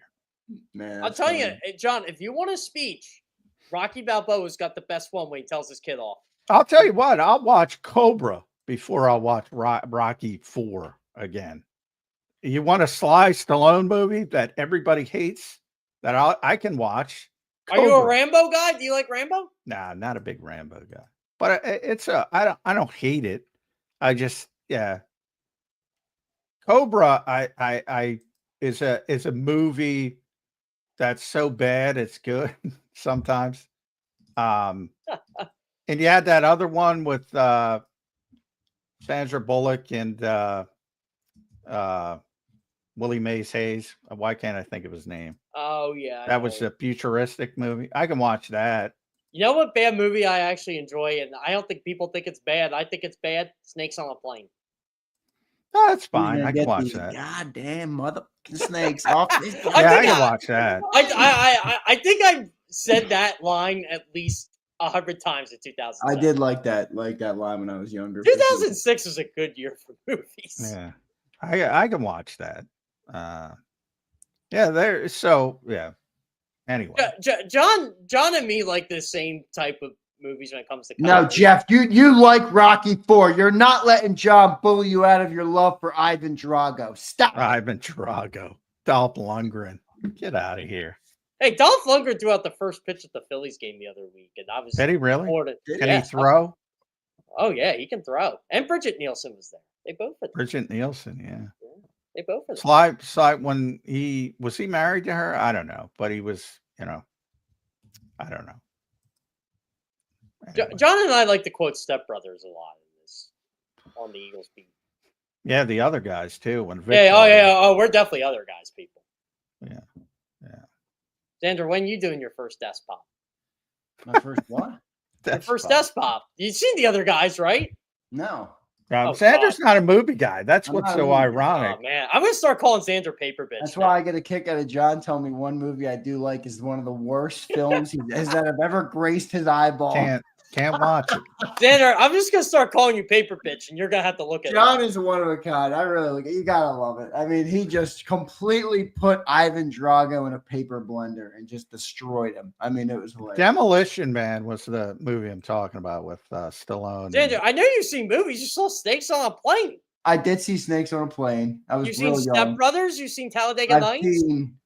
Yeah, I'm sorry, guys. I'm not a Will Ferrell humor guy. I'm just man, not. I know I John lost- likes Will Ferrell. I struggle with him. It's just too. I don't know. It just doesn't hit for me. The same. You know the I will say great- Step Brothers was funny. If we're talking about movie villains, you know who the greatest movie villain of all time is? Blofeld. Christopher McDonald as Shooter McGavin. That is my favorite villain of all time. Happy Gilmore 2's coming out. Yeah, I can't wait. That might take a Rocky IV trajectory in John's. All right, here's what. Yeah, here's what. Because Adam Sandler is very controversial. A lot of people love it. I enjoy it, Most of his movies are just god awful, but they're funny. So the best Adam Sandler movie, Go, and if you get this right, you know what you're talking about. If you don't, and I'm not talking about his, as he got later in life, he did some the Netflix movies. serious roles. No, you can throw the Netflix. I'm talking about his comedies. There's one that stands out as a movie that's much better than the rest of them. Oh, I would have no idea. I liked Longest Yard. How's that? I don't think that's where he's It's not going. The Longest Yard. It is The Wedding Singer. Oh, that's a classic. Yeah, which is actually a good movie. There you go. Zeal got it. And he can make good movies Zeal got it. when he wants to. Yeah. Like, I think it's a terrible movie, but it's so funny. I have to laugh all the time. You talk about laugh at grown-ups. If you want to see a bad movie that is constantly on, you could probably turn on TNT right now and watch it. Grown Ups 2. Oh, that's worse than the first one. Yeah. Tremendously worse than that. The first one was bad, but it was. But the first one's got its moments. Yeah, it was watchable. This is my issue with movies, is that 8 out of 10 movies I watch, which it might take me a long time to watch 10 movies. 8 of the 10 I hate. And I feel like when I finish, it was a complete waste of time. I'm with when you. I get to the end of it, that. This is why I turn on all movies. It's not that I'm a movie hater or that I don't like people who like movies. I'm just like, I fucking hate most of these damn movies, man. I'd rather watch YouTube or something. That's my issue with Xander, movies. go see F1. If you like Brad Pitt stuff, you'll like F1. Brad Pitt is underrated actor because, for many years he was portrayed as a bimbo, mimbo. Yeah, mimbo. He was a mimbo. Mimbo, but he's good. He's overcome that. Brad Pitt's in of my 10 favorite movies. He's in 3 of them. Once Upon a Time in Hollywood's one. What about fictional stuff, John? Are you into fictional stuff now? Movie? Yeah, I don't have. I won't read fiction. I won't read anything that is fiction. I only read nonfiction. Movies, yeah, I'm fine. Yeah. What about I don't know. Do you guys? What are those movies? I liked them when I was younger too. I still like them. Lord of the Rings, like Harry Potter. I don't really watch Harry Potter. I don't watch Harry Potter. I hate them, but I've never watched them, so I'm not. What about Lord of the Rings? You don't like Lord of the Rings? It just doesn't interest me. That kind of stuff doesn't interest me. I liked Lord of the Rings. So Lord of the Rings, the original Lord of the Rings trilogy. I had never seen the Hobbit trilogy, and I had never seen the show. I've never seen The Hobbit, but I did like Lord of the Rings. I'll tell you what, just yesterday I was looking for a movie to watch because my wife wanted to watch something, and it popped up on Amazon. It's older. I don't know. It's not that old, probably 2010-ish. Body of Lies with Leonardo DiCaprio, Russell Crowe. Phenomenal movie. I said, and it was leaving Amazon, whatever. It popped up because it was leaving to go to a different streaming service, I guess. Yeah, leaving Amazon to go to Netflix. Yeah. And I was like, oh shit, Body of Lies. Let's watch that. Great movie. Great movie. So there's my recommendation for today. Body of Lies. Body of Lies. There you go. There you go. I'll have to put it on the list that I'll never get to, but I'll drop it on there anyway. Good stuff. Jeff, We got 4 minutes left to play here on Birds 365. We appreciate you, brother. You got any final thoughts before we get you out of here? We once again sorry, jumped Jeff. the shark. far more Sorry, things sorry, than I Jeff. thought we would Jeff- cover on this. Jeff's segment. part of the show on Monday. So, by the way, you got to tell me if you want to leave. You got to tell me. Yeah, you got to just be like, You yeah, know guys, what? I don't really want to rip on Ivan Drago. Just When get me we the hell jump out the of here. shark here, when we do the Fonzie move, but by the way, people still don't know jump the shark came from Happy Days. I don't know how people don't know that. No, they should know that. Yeah. I've seen When that episode Fonzie- all the time, and I'm like, he literally jumped the shark. When Fonzie literally jumped a shark, maybe the worst moment in TV history.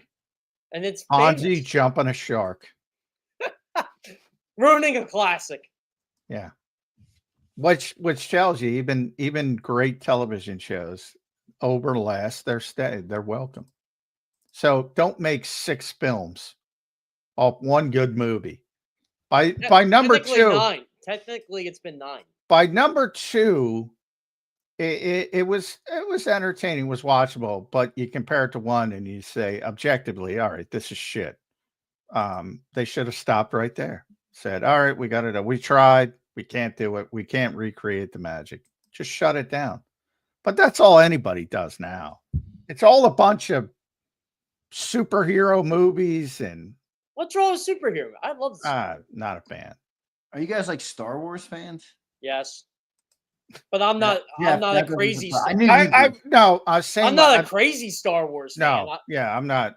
The first 3 I was okay with, and then all the prequels and You guys will get a kick out of this. I have never seen as much of a minute of a Star Wars. I can believe that. I I don't know how that's possible. I don't either. I told my girlfriend's family that her family's like big Star Wars people, and I'm like, I just don't. I don't know how you avoid it. It's not that I've tried to avoid it.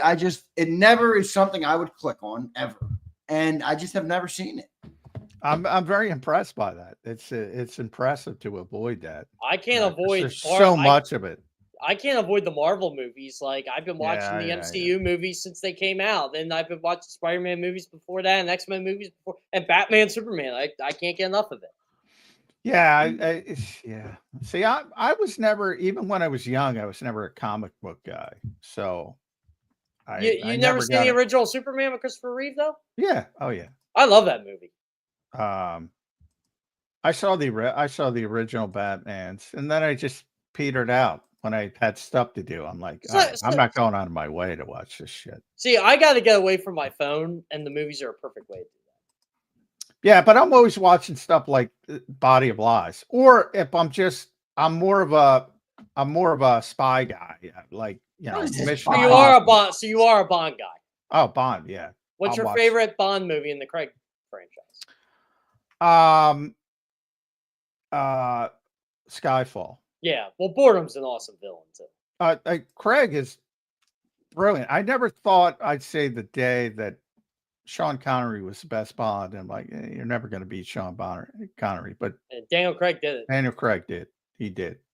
Now, part of that is just they're able to make better movies today, but he did a phenomenal job. I feel bad whoever's going to be the next Bond. Yeah, I feel bad for them too. And it looks like we're not getting a Bond film for a couple of years, so at least there's going to be a long wait. Yeah. But I'll be in. Whenever it is, I'll be in. Whoever it is. But Casino Royale's a really good Bond movie, too. Yeah, that was the first one with Craig. So I think they were still feeling their way. And it was a good movie. All his Bond movies are good. Yeah. I mean, everybody's like not a fan of Quantum of Solace. I'm like, it's still better than a lot of Bond movies. Oh, God, yeah. You go to the Roger Moore Bond movies. Those are some bad movies, but I stuck it out. you stuck it out for them, but not Rocky IV. You mean you're not a Timothy Dalton fan there, John McMullen? Timothy Dalton was brutal. George Lazenby was awful. He only had one. Was a Bond, yeah. What about Pierce Brosnan? Yeah, Pierce Brosnan, he was okay. It was a little unrealistic, but he was fine. You know what? It's funny. I love Pierce Brosnan, the actor, but I can't get over him playing Stuart Dunmire and Mrs. Doubtfire. You know what? It pisses me off when I see Craig do like those Knives movies, which are pretty good. Knives Out, yeah, they're good. Yeah, Knives Out. I like those, but like to me, James Bond. Like I never felt that way about Pierce Pierce Brosnan. Like he did November Man, Yeah, which is a movie I like. it's a good movie. And I'm like, he's better in that than he was as James Bond. So with Craig, I'm like, man, dude, you're James Bond. Stop doing this shit. Yeah, be James Bond forever and ever and ever. Yeah. That's a good movie. I've seen this, The Departed. I love The that's Departed. phenomenal. That's That's a one of great my movie. top 5 movies of all time. Yeah, That's on my in top mine 5 but list. my list, admittedly, is not as I'm extensive. telling you, as I'm a mine. big DiCaprio fan. Like I like what's the other movie I DiCaprio's loved great. when I was younger? Fight Club. I loved Fight Club. Fight Club. Yeah, I love very good movie. DiCaprio's great. He's the only reason I watched Titanic. Except Brad Pitt's Fight Club, right? Brad Pitt's Fight Club. Yes. Yeah, that's good. Yeah, That's Brad good. Pitt's Fight Club. Brad Pitt's in a lot of good movies. He Once is, Upon a Time yeah. in Hollywood's a great movie. Yeah, I never knew that people talked about him as not a love great that actor. movie. I always thought he was a great actor. Yeah. Brad Pitt. What is that movie? We're going late. I can't think of it. It's taken me this long to have my senior moment, but I'll figure it out tomorrow. One of the best movies that a lot of people doesn't know it's a great movie. Brad Pitt's in it. Yeah. What year did it come out? Do you remember? I'm guessing 2010-ish. I'm trying to look it up. Not Moneyball, is it? No, well, Moneyball's phenomenal. But everybody knows Moneyball. I'm trying to look at his IMDb page, figure it out. But all right, we won't keep you. I like that dude I'm in looking it up Departed, now. right? I like Jack Nicholson. I don't know what else he's in, but I loved him in Departed. Oh, he's great in Departed. Matt Matt Damon's one of my favorite actors. I couldn't wait till he died in that movie. I'm so thrilled at the end. He's annoying in that Mark movie. Wahlberg. I'm a Wahlberg guy too. I've always been a Wahlberg guy. I said like I swear it was like a quarter of the way through that movie. I'm like, okay, it's Scorsese movies. Everybody dies but one guy. I bet Wahlberg's the one that doesn't die. And I was right. I might have to rewatch that movie soon. You know, the problem with Brad Pitt is he does too much. I'm sitting trying to figure out. Was it Benjamin Button and Glorious Bastards? That came out around that time. No, all good stuff, but this is less known. And it's, he plays an idiot basically. Well, he plays an idiot in a closet. No, well, he does that. But it's a really good movie, and it's pissing me off that I can't remember. Yeah, because he's in a lot of movies. Yeah, he is. He's in too many. Yeah. All right, boys, we got to run. Jeff, thank you, man. This is really a fun segment. I mean, it's become this. I just have no idea. Like, if you told me this morning I'd be debating John on Ivan Drago, I would. Oh, John hates Rocky IV. What a shock! All right, I found it. Burn After Reading. Everybody, there's another recommendation. That's a good movie. Burn After Reading. All right. Phenomenal movie. 2008, so I was close. Black comedy, Coen Brothers movie. Tremendous movie. And it was actually pretty popular.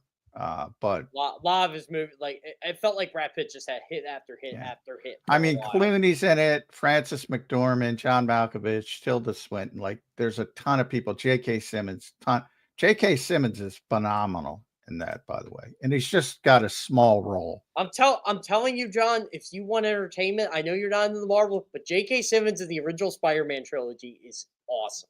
Oh, he's absolutely awesome. Yeah, I've seen him. He's one of the best character actors of all time, J.K. Simmons. I still love when when Peter Parker tells him, "You don't trust anybody. That's your problem." And he goes, "I trust my barber." But anyway, Burn After Reading, everybody, and Body of Lies. Those are your 2 recommendations. There you go.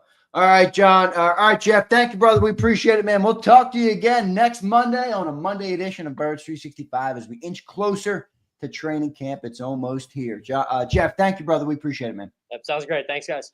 All right, there's Jeff Kerr. Thanks, bud. Birds 365. Love Jeff. Yeah, I feel bad. We keep him. I feel bad. I know. He's become such a great part of our show, though, John. So I do love, and he's kind enough to give us the time. So the minute he says something to me, though, I will say, yeah, you're right. I don't need to keep you for an hour and a half every Monday, but I do appreciate him doing it. John, your final thoughts on this show? We did start it off with some Eagles, and people just we did. Probably like, holy probably shit. pissed a bunch of people But off. we did start it off with some Eagles talk, and then we obviously had a great segment there with Jeff Kerr. Your final thoughts here, John, on a Monday edition. Yeah, I guess we should end it with some Eagles, and tomorrow's July 1st, so training camp month is here. Report July 22nd, so 3 weeks from tomorrow. And there will be no burn after reading talk, although there should be, because you guys should watch it. I might have to start closing out the shows with like a recommendation from John, or like every Monday we'll get a recommendation from John. Sounds like you got a lot of good recommendations, although your take on Ivan Drago is just putrid. It's just a bad take, but it's horrible movie that ruined my complete desire to see any other movie that involves anything to do with the Rocky franchise. With Rocky Balboa. That's going to do it. Johnny Mac, great show today, brother. We'll catch you tomorrow on a Tuesday on a July 1st edition of Birds 365. Thank you, brother. All right. Thanks all. All right. There's Johnny Mac. John McMullen joining us here on Birds 365. Great show today, everybody. Fun segment there with Jeff Kerr. Johnny Mac talked about a little bit of everything as we normally do on a Monday, which is always good to do.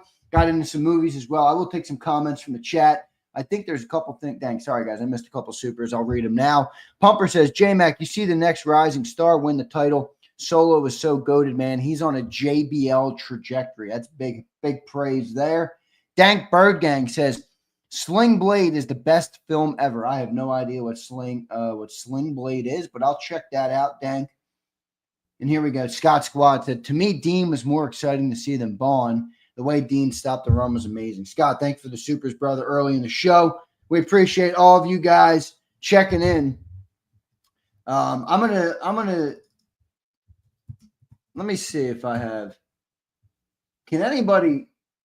I think I've seen more movies than you guys are giving me credit for. Like, there's a couple you guys have seen and have said in here that I've seen.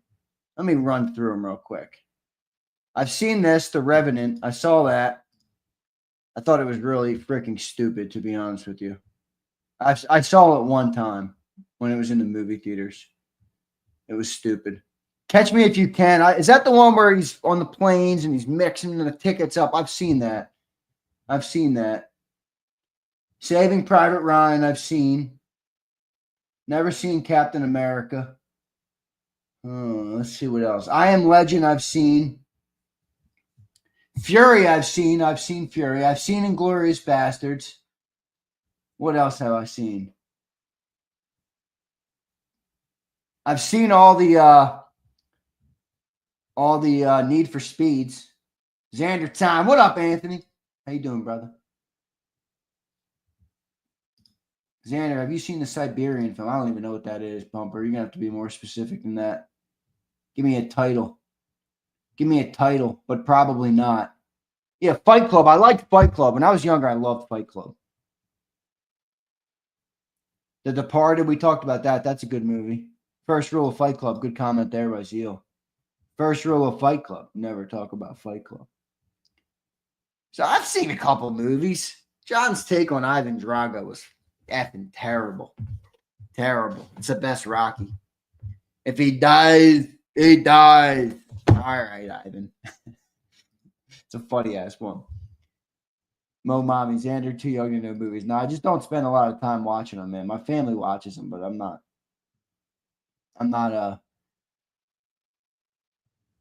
big into them. I'm just not, man. I got ADHD. It's like when I was a kid.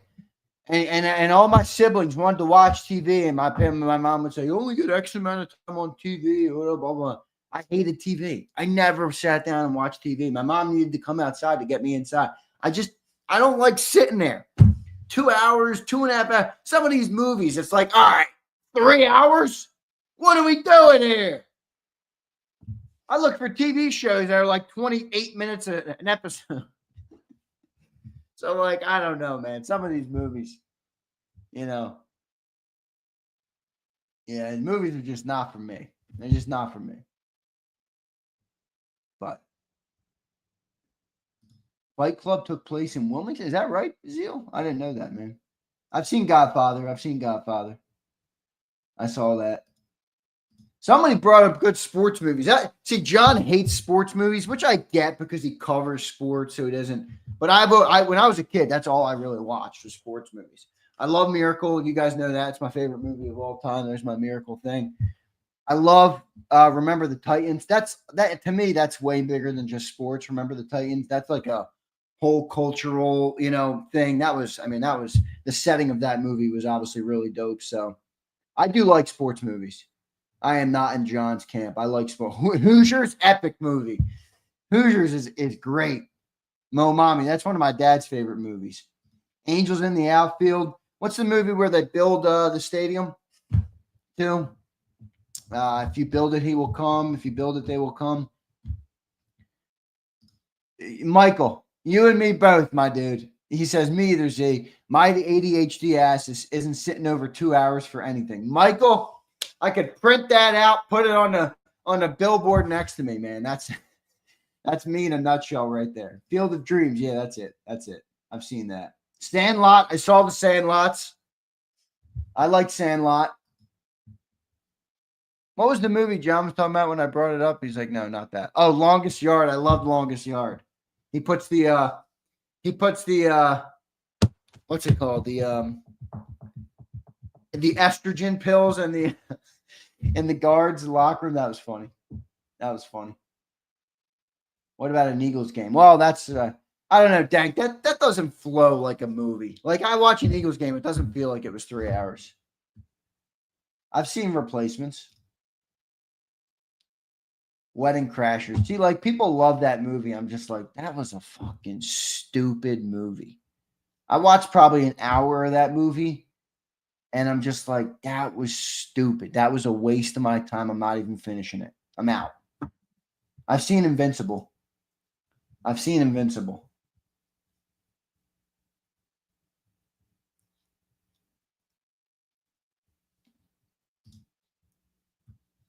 He Got Game. I don't know if I've ever seen that. I don't think I've ever seen that. Slager says Nicholson is the weakest part of The Departed. I did like The Departed, Slager. Xander, you're another hater. Yo, Mo Mommy. Shut up, Mo Mommy. With your gay-ass name. Mo Mommy, you're a hater. Shut up, Mo Mommy. You nerd. Yeah, Invincible was kind of a weak movie. It was. Did you like Silver Lining Play? I don't think I've ever seen that. I don't even know what that is. J-Mac and Kerr watch Titanic. Brian Pumper checking him in a $5 chat. Thank you, brother. Bro, we are never escaping Josh Harris. He's about to own the new Philly WNBA team. Yeah, that's tragic.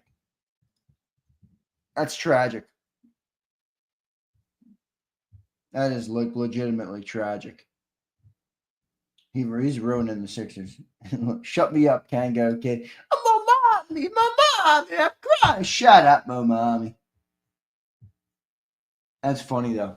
All right, everybody. I got some updates real quick before I get out of here. I do want to thank you all for being here all through the offseason. We're getting close, man. It's July 1st tomorrow. I can't even believe that. Probably won't have shows Friday, by the way. It's July 4th on Friday, so I didn't even realize that. And then this morning, John's like, hey, what's our schedule this week? I'm like, wow, oh, shit, July 4th is Friday. So, look at this guy. He says The Revenant was stupid. It's the most resilient movie ever made. Dude, he doesn't talk for like an hour and 20 minutes. Like, I've already explained to you that I don't have a very long attention span, and you're not going to fucking talk for an hour and 20 minutes? Dude, the protagonist isn't going to talk? Come on, man.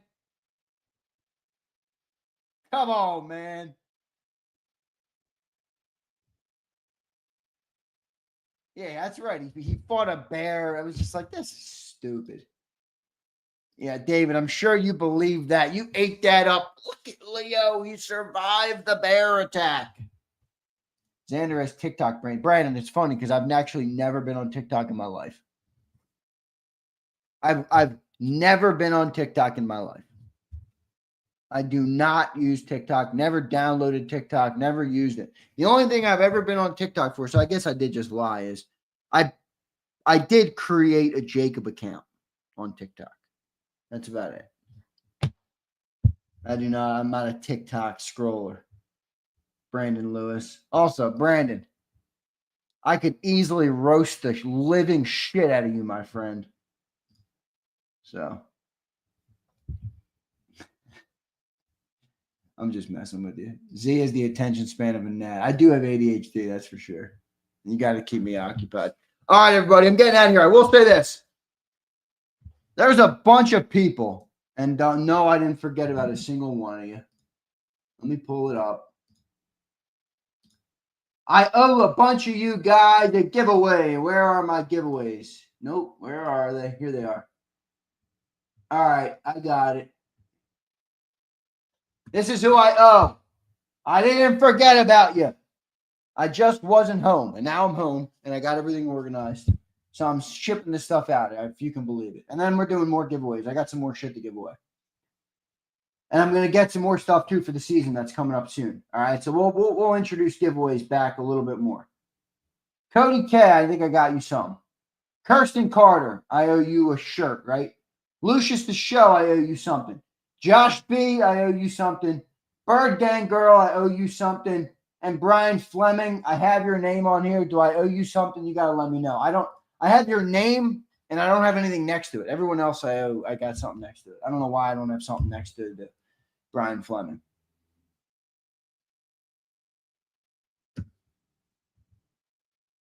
Park, I don't know you shit. You've been playing this joke on me for a couple years. Yeah, I owe you, what did I owe you? A t-shirt? Let me write that down. Super Bowl t-shirt. All right, so I'll get you guys your stuff out. Where's my boy Brandon Howard? I haven't seen Brandon Howard in here in a little bit. Is he all right? Brandon was in here a lot. Is he all good? Is he all good? So I'll get those out. I don't know who I owe. I gotta make sure I got the information for everybody. I think I do though. Wolfredo, I don't know you shit. Where is Flex? I don't know. Flex is on vacation. Couple guys. It's getting closer. People will start to seep back in as training camp gets here. So I'm looking forward to it. All right, I appreciate it. I just wanted to give you all an update on that. So I'm probably going to work on that. Appreciate each one of you for being here. Hit the like button. And thank you for all the love, the support, and the comments today, as always. All right, we appreciate it. And I'll see you next time on Birds 365. Real quick before we go, drop a movie that I must see. All right, because I'll watch a couple. I know I don't like movies, but I can suffer through a couple. If you guys say to me, Xander, if you never watch another movie, you got to watch it. You can't die without having watched this movie. So put whatever that movie is for you in the chat, and then I'll write them down as I'm closing out the break here. And maybe I'll get to a couple of them, and then we'll talk about them on a future Xander time. All right? So do that for me. I appreciate each one of you. I love all you guys. Stay tuned. We're right back here tomorrow on a Tuesday edition of Birds 365. See you next time, everybody. You've been listening to Birds 365, the destination for the passionate Eagles football fan who bleeds green. If it's Eagles football, we're talking about it. Debate, inside the locker room, and guests that are some of the greatest football minds from around the region. We hope you enjoyed the show. We know we had a blast. Make sure to like, comment, and subscribe, and we'll be back soon. But in the meantime, hook up with us on social media at JAKIB Sports. See you next time on Birds 365.